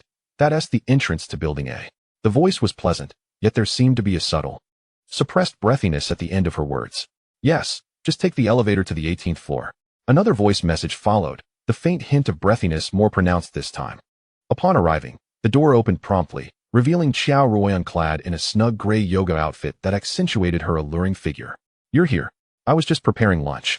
Since you're here, let us eat together. Sure, that sounds good, Yi Bai replied, swallowing hard and attempting to maintain his composure as he stepped inside. However, as he changed his shoes and entered the living room, he was struck by an unexpected sight that sent shockwaves through him. In the expansive living room stood a muscular man, easily over 6 feet tall, lifting a pair of dumbbells with an expressionless face. Each dumbbell was as thick as a water cooler jug. Yi Bai had no doubt that this man could easily crush him with a single punch. In an instant, all his colorful fantasies shattered. Since romance was off the table, he could only hope to successfully negotiate the fire drill collaboration. To ease the awkward tension, Yi Bai quickly turned his attention to Qiao Ruoyan, forcing a friendly smile. Principal Qiao, you're both cooking and working out. You must be quite busy. Should I lend a hand in the kitchen? He moved toward the kitchen, but Qiao Ruoyan blushed, clearly surprised, and quickly stepped in front of him, exclaiming, "Oh no, that is not necessary." In that fleeting moment as they brushed past each other, Yi Bai's peripheral vision caught a glimpse of something startling on the kitchen counter, a remarkably large object that resembled an African carving. He suddenly realized that her muscular husband was in the living room working out. Were they playing such a provocative game? No, that couldn't be right. Her husband was evidently not engaged at all. In shock, Yi Bai quickly averted his gaze, returning to the sofa in the living room, pretending he hadn't seen anything. On the television, a K-pop girl group was performing energetically, yet the muscular man didn't even lift his eyelids. He simply grabbed the remote and switched the channel to an old version of Romance of the Three Kingdoms. Dance shows are for kids. This is what a real man should watch, the muscular man chuckled. Yi Bai could only respond with an awkward smile, remaining silent. Before long, Qiao Ruoyan brought out several exquisite home-cooked dishes. At the dining table, Yi Bai formally proposed the collaboration for the fire drill. Without hesitation, Qiao Ruoyan agreed. After finishing their meal, the muscular man, seemingly with other commitments, picked up his coat and said, "I'm heading out for class." Instantly, only Yi Bai and Qiao Ruoyan remained in the living room. After tidying up the dishes, Qiao Ruoyan sat back down across from Yi Bai, her doe-like eyes gazing at him earnestly. "I've agreed to help you with this, but could you also assist me with something?" Yi Bai's face flushed instantly. What on earth? Just as her husband leaves, she's asking me for a favor. Surely it can't be what I'm thinking. Principal Qiao, you're too polite. As long as it's within my capabilities, I'm happy to help. Yi Bai wiped the sweat from his palms. Wonderful. A beaming smile spread across Qiao Ruoyan's face as she stood up, retrieving a measuring tape from a nearby cabinet. I need your body measurements. I mean your physique measurements, as I want to tailor a suit. A suit? Yi Bai was taken aback. My husband had a physique similar to yours when he was young. So, I would like to customize a suit based on your current measurements for our future child. This is a simple request, and you wouldn't refuse, would you? After Qiao Ruoyan's explanation, she gazed at Yi Bai with a pitiful expression. It must be said that a woman who has not experienced affection, regardless of the toy she has played with, still possesses a certain girlish shyness that stirs one's emotions. Naturally, Yi Bai, displaying remarkable composure, listened attentively. Although somewhat bewildered, he deemed the task at hand to be straightforward, merely a matter of taking measurements. All right, no problem, he remarked as he stood, arms outstretched. Qiao Ruoyan approached Yi Bai slowly, measuring tape in hand. The fragrance of her perfume lingered tantalizingly at his nose. The tape pressed against his body, measuring from his shoulders, across his chest, to his waist. Qiao Ruoyan was exceptionally meticulous, and some physical contact was inevitable during the process. Her fingertips occasionally brushed against Yi Bai's skin, causing his heart to race. Suddenly, Qiao Ruoyan paused, shock evident on her face. Her lips slightly parted, and her cheeks flushed a deep crimson. A hint of shyness flickered in her eyes as she looked up, meeting Yi Bai's own reddened face, prompting her to stifle a laugh. "Oh dear, don't be shy. This is perfectly normal," she said, her hands trembling slightly as she continued her measurements. Just as Yi Bai thought they were nearing the end and allowed himself to relax, she swiftly and unexpectedly flicked the measuring tape across his body. Yi Bai barely had time to react before she cheerfully announced, "All right, all done. Let us head to the kindergarten and finalize the venue and details for the drill." Yi Bai was utterly taken aback. What just happened? What measurements were taken?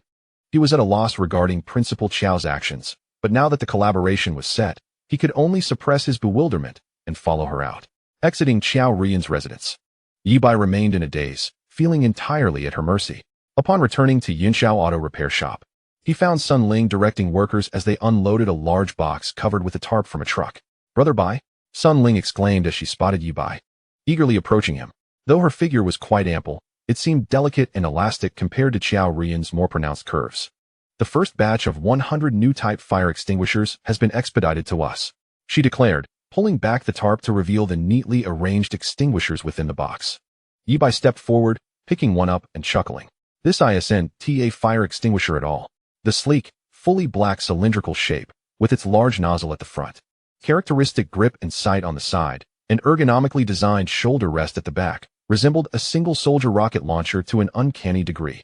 Yi Bai could easily envision this item becoming a sensation online, igniting the enthusiasm of military enthusiasts and casual consumers alike, an undeniable bestseller. Without hesitation, he pulled out his phone and messaged a prominent administrator and top fan. "Peach, are you there? I want to discuss something with you. I'm planning to sell a new type of fire extinguisher in my live stream and would love to hear your thoughts." Almost instantly, he received a reply that was astonishingly swift. "Peach, sell it. You could sell anything, and I'd support you. Don't worry about the price. Just give me 1,000 units to start." Yi Bai stared at the enthusiastic response, both amused and bewildered. "You're not even going to check what it is before buying?" "Peach, no need. If it's from you, Yi Bai, I trust it completely. Just sell it."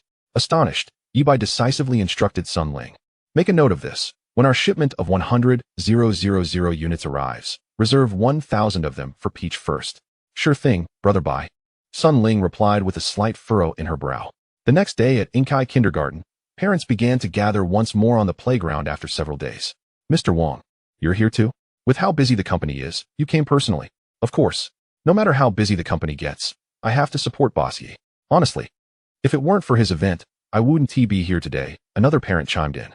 "My husband said that as long as Boss Yi can modify our car, it's worth any price. I had to come to show my support and get familiar. I heard Boss Yi's drill is not just about spreading knowledge, but also about selling products." "Selling products?" The surrounding parents paused, then quickly connected the dots. "That's great. Whatever Boss Yi is selling must be top-notch." "Exactly. Whatever it is, we should buy it. Consider it a deposit for future modifications." "Certainly, to ensure we can modify our cars and drive without worry in the future. Supporting Boss Yi today is a must." As the parents engaged in lively discussions, a deep, powerful engine roar approached from a distance. A heavy-duty truck slowly arrived, eventually stopping at the kindergarten entrance. As the doors opened, Yi Bai leapt out of the driver's seat. "Boss Yi is here. Look." The parents erupted in excitement, crowding around him with an array of compliments and greetings, creating an atmosphere akin to a fan meeting.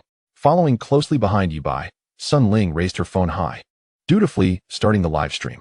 The camera focused on Yi Bai, and the viewer count surged into the thousands in an instant, soon exceeding 10,000. "Dear parents and friends, feel free to make yourselves comfortable." Yi Bai smiled, gesturing for quiet before continuing. "This time, I'm organizing another fire drill primarily to promote and spread fire safety knowledge, especially for our children's safety awareness, which is paramount. Of course, I'm also here to sell some products today. But rest assured, when I, Yi Bai, sell something, I prioritize quality. Thus, I hope all parents and friends in the live stream will provide us with honest feedback after experiencing my products, good or bad." Upon hearing this, the parents eagerly assured him, their expressions radiating understanding. "Absolutely. You can count on us for honest feedback."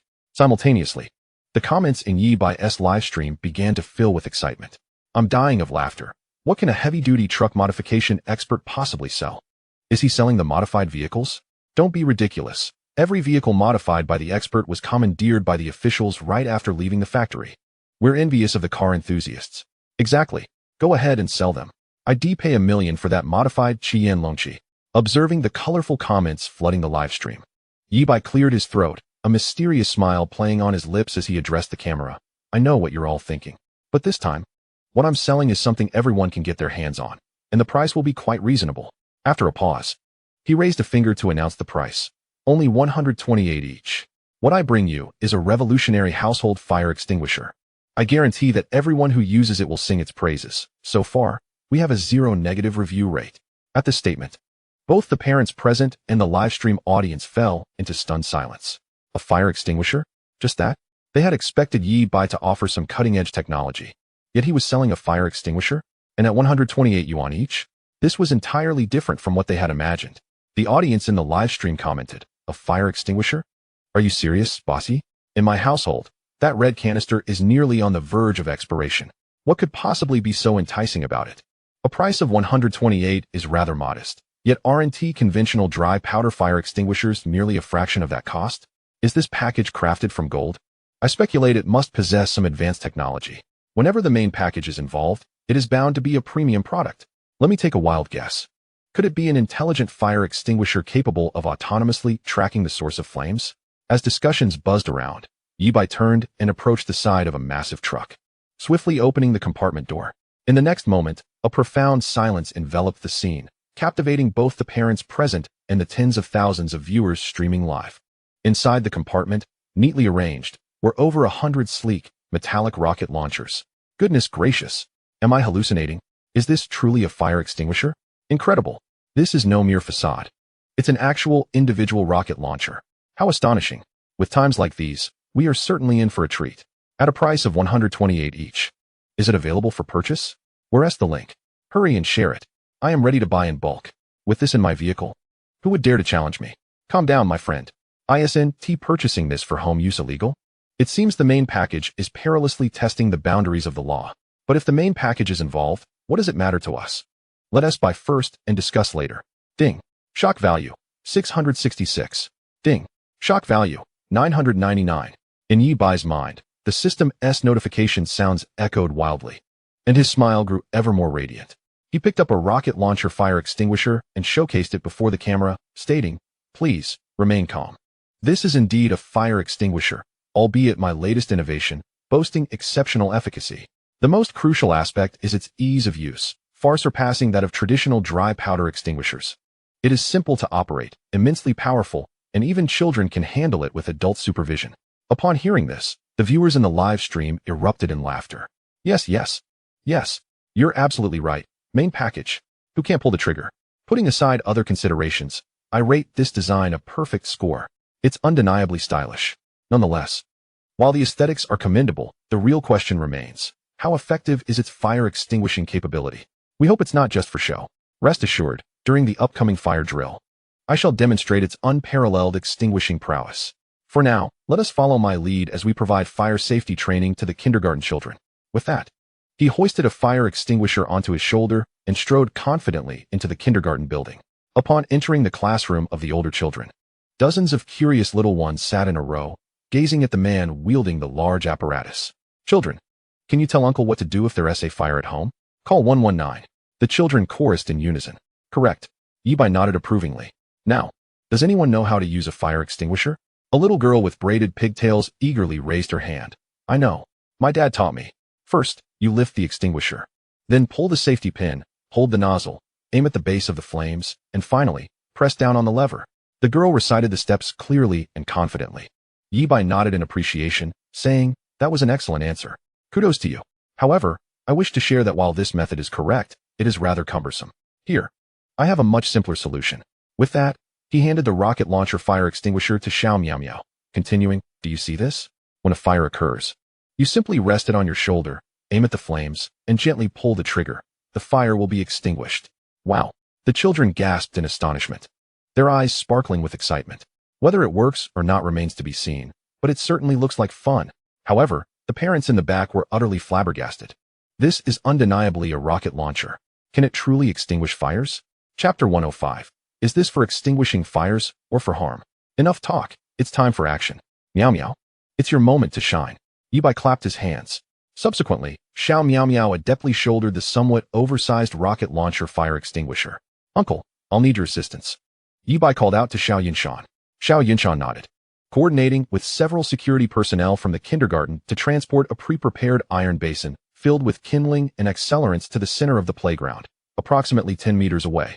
Before igniting it, the flames roared to life, billowing thick smoke and sending waves of heat toward them. My goodness, the fire is enormous. Quickly, children, come to your mothers. Stay away. The parents at the front, seeing the situation, instinctively pulled their children back, anxious about the encroaching flames, while casting worried glances toward Yi Bai and Xiao Miao Miao.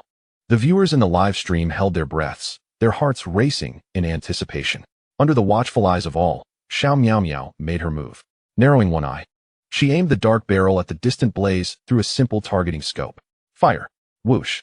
There was no earth-shattering explosion, only a sharp, brief whistle as a white rocket, leaving a long trail behind, shot forth from the barrel at an almost imperceptible speed, accurately striking the fire pit 10 meters away. Boom. A deep, resounding explosion echoed.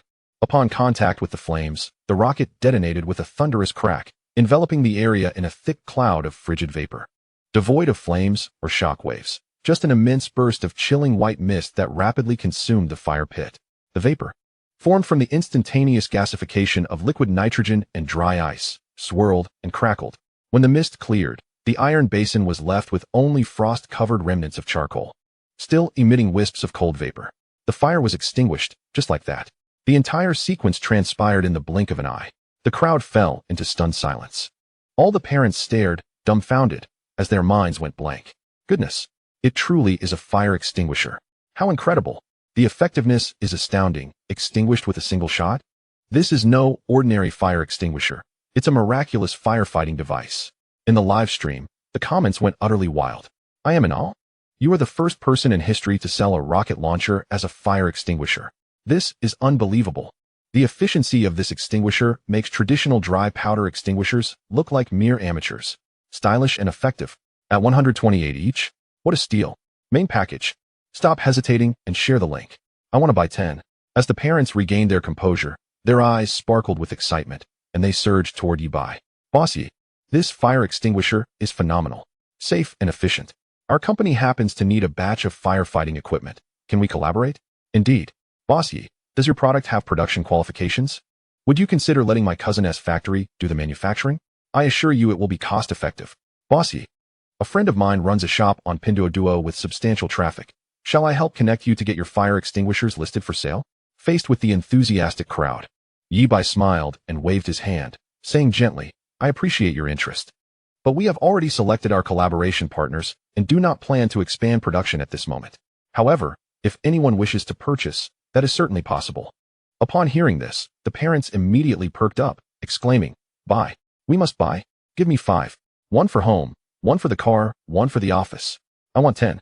Amidst the bustling crowd, a portly middle-aged gentleman raised his hand with authority and declared, I shall take 100. Another parent questioned, Why are you purchasing so many? Oldly, to which he proudly replied, To give as gifts. Such a novel and practical item deserves to be shared with relatives and friends, enhancing my stature. An onlooker immediately retorted with disdain, Spare me. You're merely seeking to keep them for yourself. Unfazed by the public exposure, the gentleman, surnamed Li, straightened his posture defiantly. And what of it? Is it wrong to indulge myself? I've always yearned to be a gunsmith. Now, I finally have a legal opportunity to enjoy it. Is it a crime to buy 100 for my own pleasure? Laughter erupted among the gathered audience, as every man secretly harbors a desire to possess his own arsenal. This yearning for firepower is deeply ingrained in the fabric of our national identity.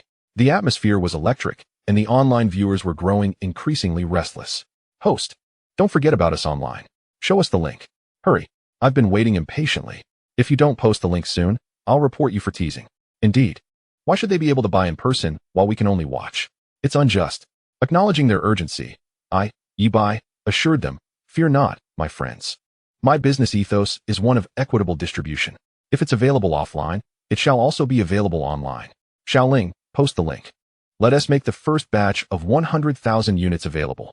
With a grand gesture, Yi Bai commanded with great flair. Yes, boss. Xiaoling nodded and promptly opened her laptop, her fingers dancing across the keyboard like a swarm of bees.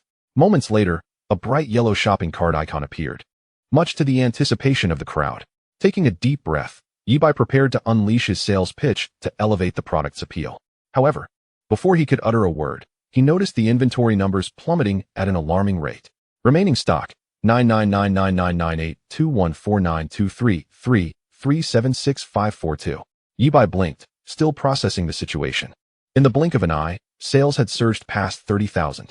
At 128 yuan each, this meant nearly 384 million yuan in revenue within mere seconds.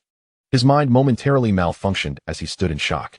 In that fleeting moment, the inventory numbers dwindled from 5 digits to 4, then to 3, and ultimately, amidst the frenzy of clicks, the crimson number decisively dropped to 0. This item is sold out. Appeared on every viewer's screen. Sold out. 100,000 units. Just like that, Yibai stared at the final sales total on his phone. 8 million yuan. After deducting 4 million in production costs, he netted an astounding 8 million. Oh my goodness. This is exhilarating. I've never felt such a rush. Previously, I toiled to secure only 5 million from the city bureau. Yet here I am, having effortlessly made over 10 million in under an hour by simply hosting a live stream. Truly, the cosmos favors the seller. Wealth is finally within my grasp. Calming himself, Yibai continued, "Ladies and gentlemen, you've all witnessed it. Our new fire extinguisher is user-friendly, highly responsive, and boasts unparalleled extinguishing capabilities. Whether for your home or vehicle, it is the ultimate safeguard for you and your family's safety. I wholeheartedly recommend that everyone acquire one." This proclamation sent the live chat into a frenzy of witty remarks. Well said. The host is quite persuasive. I suggest you confess. This is utterly brilliant. Having this at home instantly boosts one's sense of security. I can already envision it. My neighbor's house is ablaze, and I rush over with this. Extinguishing the flames with a single blast, my moment of glory. With the viewer count soaring to 123, 456, 710, Yibai concluded the live stream abruptly, leaving many viewers caught off guard and frustrated. After all, which host dares to end a stream without bidding farewell? Even in a food stream, the audience is allowed to partake before the host departs. Of course, Yibai was oblivious to the viewers' discontent. Immediately after the stream ended, the parents who had missed out encircled him eagerly, their faces etched with urgency. "Mr. Yi, we wish to purchase more. Can you spare some for us?" "Indeed.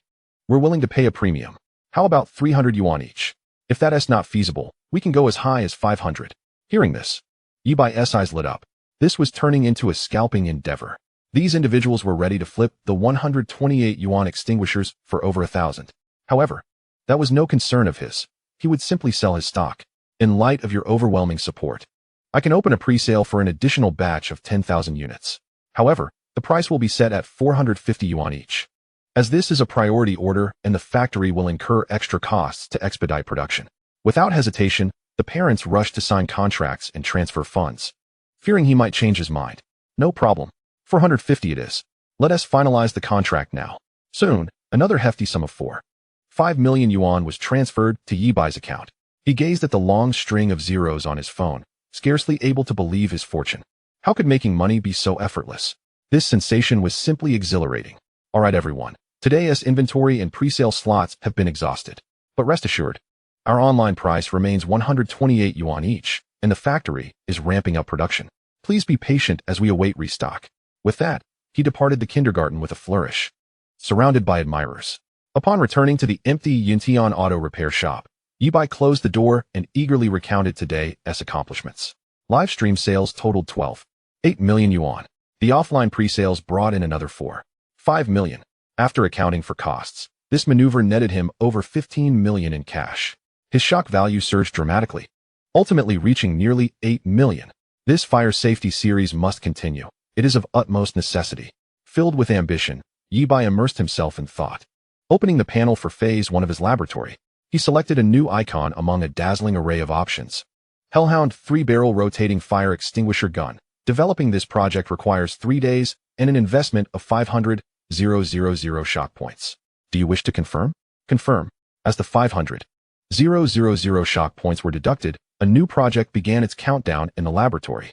Completing this task, Yibai turned his attention back to the helicopter modification plans. Including the previous balance and the recent deposits, his total shock points now approached 20 million. With such substantial capital, he could undergo a transformative overhaul of the aging G9G. The system, based on my current shock value, please provide me with the most suitable modification plan. Command received. Generating the optimal modification plan based on a budget of 20 million shock value. Plan matched successfully, development commencing. Meanwhile, in the northern metropolis of Tianjin. In a bustling park at the city center, a serene atmosphere pervades as people come and go. Wait, ma'am, please don't go. A young firefighter clad in a blue uniform, panting and holding a selfie stick, is pursuing a lady carrying a basket of groceries. His name is Dezue, a publicity officer from the Tianjin Fire Brigade. Accompanying him is his partner, Xiao Zue, who is also dressed in uniform but appears considerably more agile and astute. They are the hosts of the official live stream for Tianjin Fire, currently engaged in their daily outdoor public service broadcast. Ma'am, don't be alarmed. We are firefighters, not villains. After a bit of effort, Dezue manages to stop the lady, cheerfully directing the camera towards her. I would like to ask you a simple question. Do you know where in our home fires are most likely to start? The lady, taken aback by the sudden attention, ponders and tentatively responds. Is it the kitchen? Correct. Dezue instantly gives her a thumbs up. And do you know if you can use water to extinguish a fire in the kitchen? I know you can't use water on an oil fire. Excellent. After this brief interaction, Dezue and Xiao Zue present the lady with a canvas bag printed with fire safety tips and continue their search for the next participant in the park. Meanwhile, viewers in the live stream are thoroughly entertained. Haha, watching Dezue educate on fire safety is as enjoyable as a comedy show. To be fair, Tianjin Fire's live stream is truly remarkable, combining education and entertainment, far superior to those dull promotional videos. Observing the rapidly scrolling comments, Xiao Zue engages with the audience. Of course, our approach of randomly interviewing passers-by on the street and providing on-the-spot education is a national first. If anyone is doing it best, it's us in Tianjin. Dezue chimes in, absolutely. Tianjin has a rich historical heritage. The first professional fire brigade in modern China was established right here. Hence, within the fire community, there's an age-old saying, look to Tianjin for national fire safety. After wandering around the park and interviewing several citizens, Dezue and Xiao Zue decide to take a break. Just then, Dezue's attention is drawn to an unusual sight on the lawn nearby. Scattered across the grass is a large patch of white residue resembling foam, with wisps of vapor rising from certain areas. Dezue curiously points at the lawn. Hey, Xiaozi, what do you think that is? Xiao Zue approaches, scooping up a bit of the white powder with his foot, bringing it to his nose, and promptly frowning. This seems to be residue from a dry ice extinguisher. Just look at the foam's texture and the cold vapor. It's unmistakable. Dry ice foam.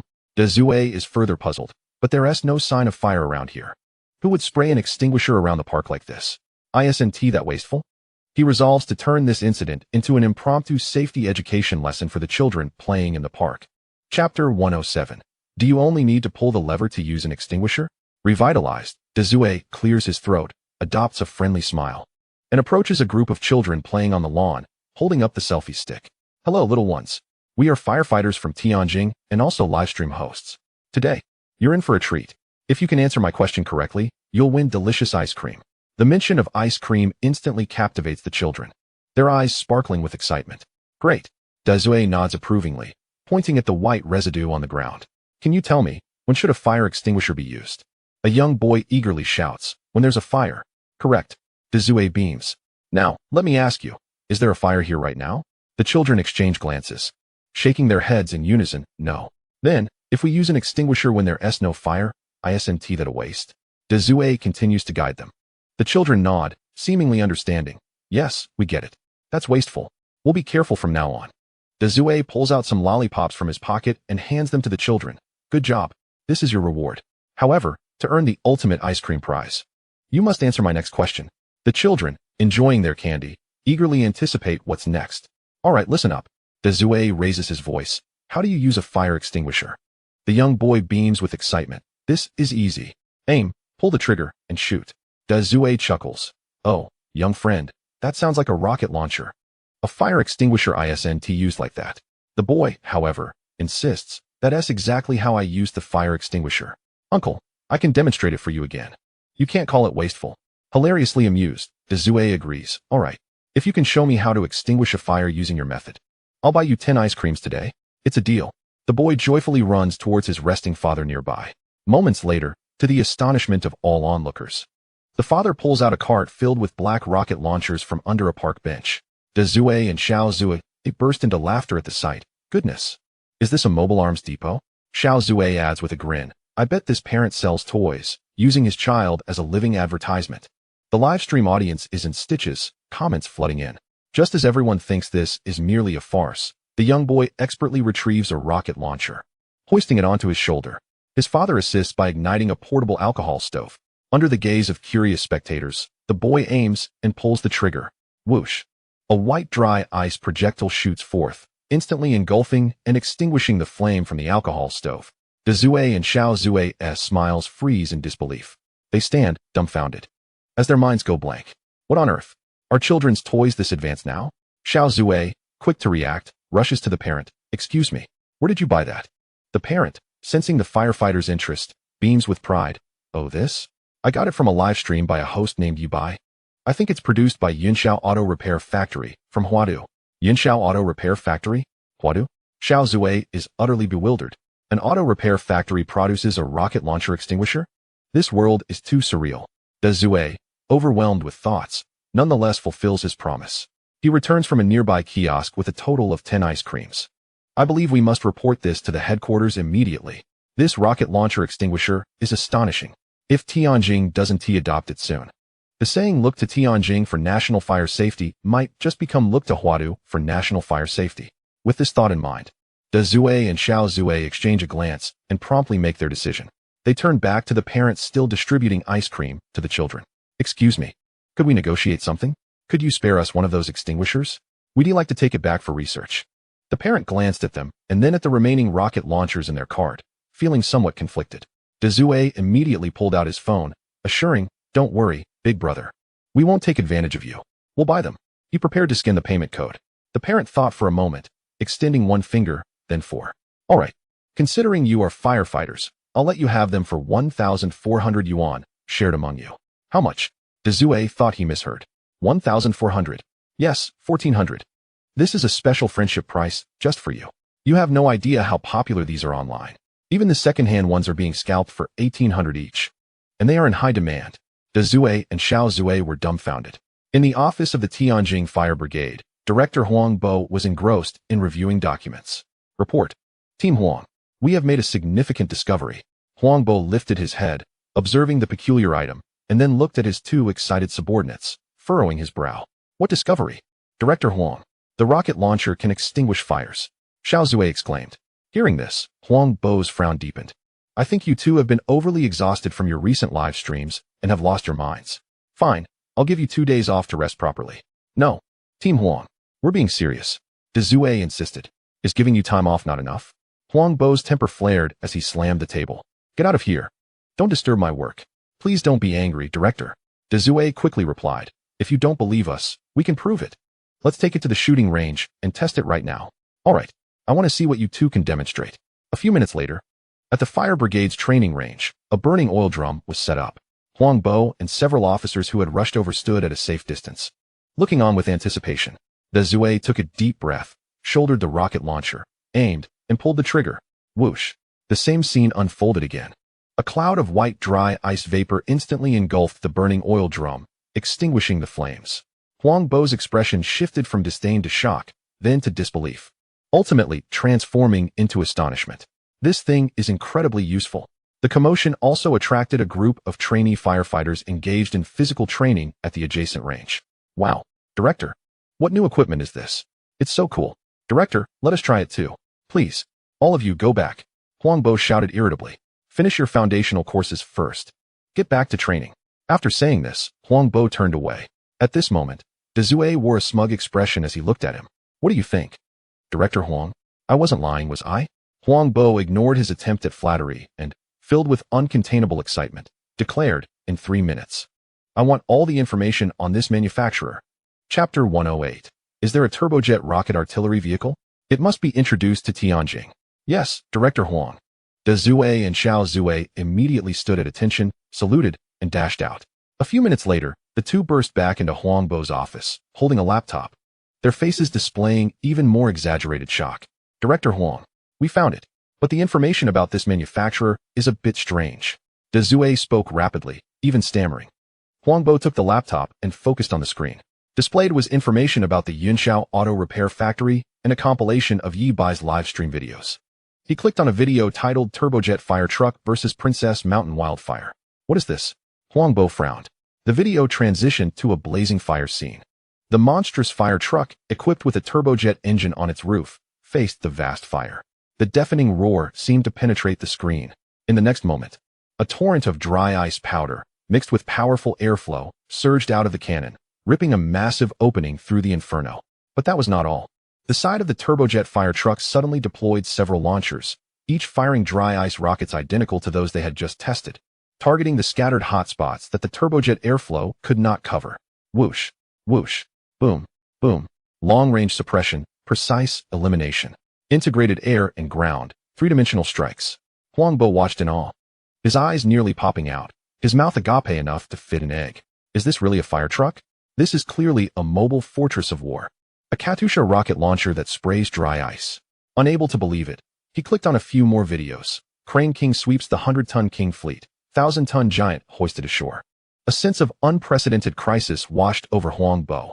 He could envision a future where Huadu firefighters, armed with these technological marvels, would outshine them in the national firefighting competition, leaving Tianjin Fire far behind. At that moment, their once proud slogan would be reduced to a mere joke. As the director of Tianjin Fire, he would become the scapegoat. No, absolutely not. These technologies and equipment must be introduced at any cost. Moreover, he envisioned an even broader future. Once these tools, especially the rocket launcher fire extinguisher, were successfully integrated, he could walk into joint meetings with the Meteorological Bureau with his head held high. Previously, the Meteorological Bureau flaunted their artillery used for artificial rain, exuding an air of superiority. But what about now? You have artillery? We have rocket launchers. With this thought, a slight smile crept onto Huangbo's face. Dezue, Xiaozue, come here. Immediately book 3 tickets to Huadu for the earliest flight. We will personally visit and discuss cooperation. At the Yunxiao Auto Repair Factory, Yi Bai locked himself in his office, completely immersed in the conceptual laboratory in his mind. After meticulous calculations and matching, a near-perfect modification plan for the G-9G helicopter, based on his existing 20 million shock value, finally materialized before his eyes. Multi-purpose high-speed assault helicopter modification plan. Total shock value consumption, 18. 9 million. Core upgrade modules are as follows. 1.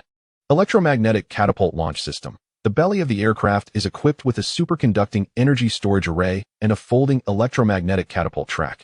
It can store energy on-site and, through the instantaneous release of powerful electromagnetic force, vertically propel the aircraft to a height of 100 meters, achieving rapid takeoff without distance or runway. This system significantly reduces emergency response time. Price, 9. 8 million shock value. 2. Vector maneuvering jet system. 8 high-pressure nitrogen jet outlets are installed around the aircraft body, controlled precisely by a computer. This enables instantaneous acceleration and deceleration, lateral movement, and sharp turns in the air, achieving fighter-like rapid direction changes and evasive capabilities, greatly enhancing survivability in aerial combat and complex environments. Price, 5 million shock value. 3. Modular reconstruction cabin. The internal structure of the aircraft body is redesigned and reinforced using lightweight, high-strength composite materials.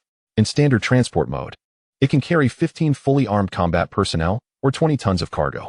Simultaneously, standardized external interfaces were reserved on both sides of the fuselage, allowing for the attachment of various modular devices such as firefighting water cannons, pods, and weapon mounts according to mission requirements.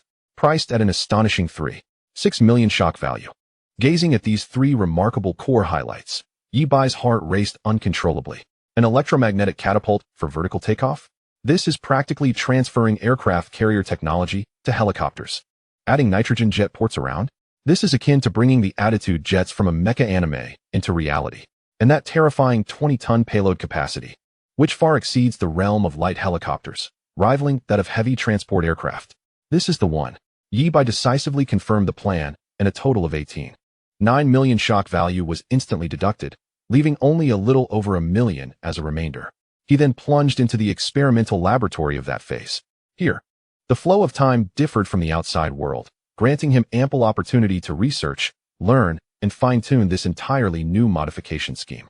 Countless virtual components appeared at his mental command, meticulously assembled with precision.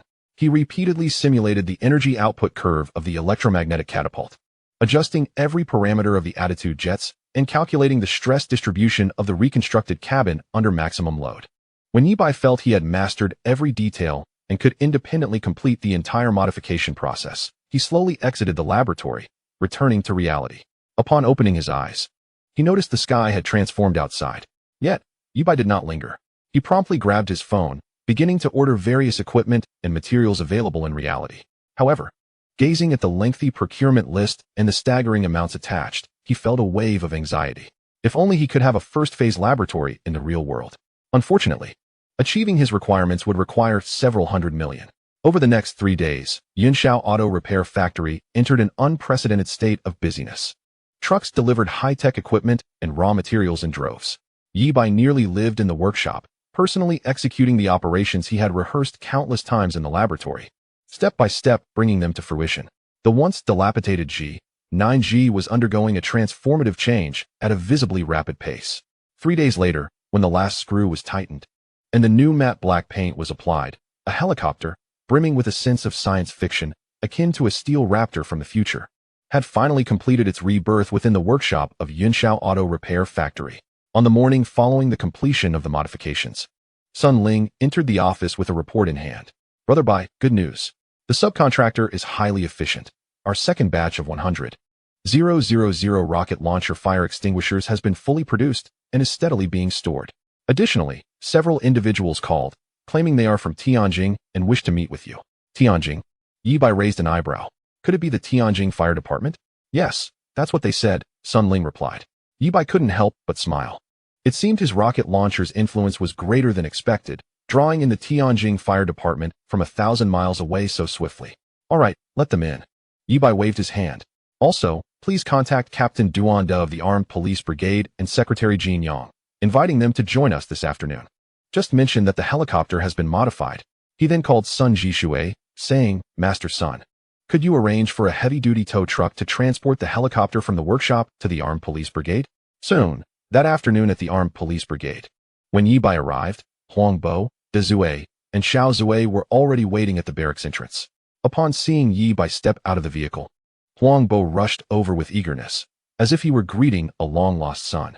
Ah, you must be Yi Bai, the esteemed boss. It's an honor to finally meet you. Huang Bo exclaimed, shaking Yi Bai's hand firmly. We came all the way from Tianjin specifically to discuss a collaboration with you. Behind Yi Bai, Jin Yang's pupils constricted in surprise upon seeing Huang Bo, the director of the Tianjin Fire Department. Why is he here? Jin Yang's mind raced, quickly realizing something was amiss. They must be here to poach him. They aimed to seize the precious talent they had painstakingly discovered in Huadu. No way. They must not succeed. In a flash, Jin Yang dashed forward, elbowing Huang Bo aside, and embraced Yi Bai with exaggerated enthusiasm. Ah, bossy, I've missed you terribly. How is the helicopter coming along? I can't wait to see how it has transformed. Yi Bai was taken aback by his sudden enthusiasm, but played along, saying, It's ready and has been transported here. Come on, let's not stand around. Let's go check out the helicopter. Huang Bo sighed in frustration, witnessing the interruption just as they were about to discuss collaboration. However, being unfamiliar with the surroundings, he refrained from expressing his irritation and suppressed his impatience, following the group to see the so-called helicopter. At that moment, Captain Duanda also arrived, greeting everyone before turning his expectant gaze towards Yi Bai. Taking advantage of the casual conversations, Jin Yang quietly stepped aside and immediately dialed the phone of Lu Bo, the chief of the Huadu Fire Department. Lu Bo? Urgent. Something big has happened. The director Huang Bo from Tianjin Fire Department has come to Huadu. He wants to poach Yi Bai? He wants to collaborate with Yi Bai. Jin Yang spoke in a hushed tone, conveying the gravity of the situation. Lu Bo instantly grasped the seriousness of the matter. Without hesitation, he turned to his wife and children, who were waiting for him to grill, and said, I'm sorry, my dear. I have an urgent matter. What now? You keep changing plans. Can't you spend more time with us? Came the voice of Lu Bo's wife from the other end of the line. Lu Bo, flustered and at a loss, could only stammer, I just want to make progress. On the helipad of the Armed Police Brigade, the atmosphere was somewhat delicate. The teams from Huadu and Tianjin stood on opposite sides, each surveying the other with extreme vigilance. Sun Ling had already set up her phone, beginning a live stream. As news of Yi Bai's new high-tech vehicle demonstration spread, tens of thousands of viewers flooded the live stream, generating unprecedented excitement. Taking a deep breath, Yibai prepared to activate his skills as a top-notch lecturer, declaring, "Ladies and gentlemen, today, I will showcase my latest modified upgrade product, which I have named the Super Invincible Bumblebee Police Helicopter. Through my innovative design and transformation, its performance has undergone a revolutionary change. Firstly, its maneuverability is exceptional. With my unique nitrogen jet system, it can execute an array of astonishing tactical maneuvers in the air. Secondly, its speed is remarkable. Its maximum cruising speed can easily surpass 500 kilometers per hour, far exceeding that of similar helicopters. Lastly, and most importantly, its payload capacity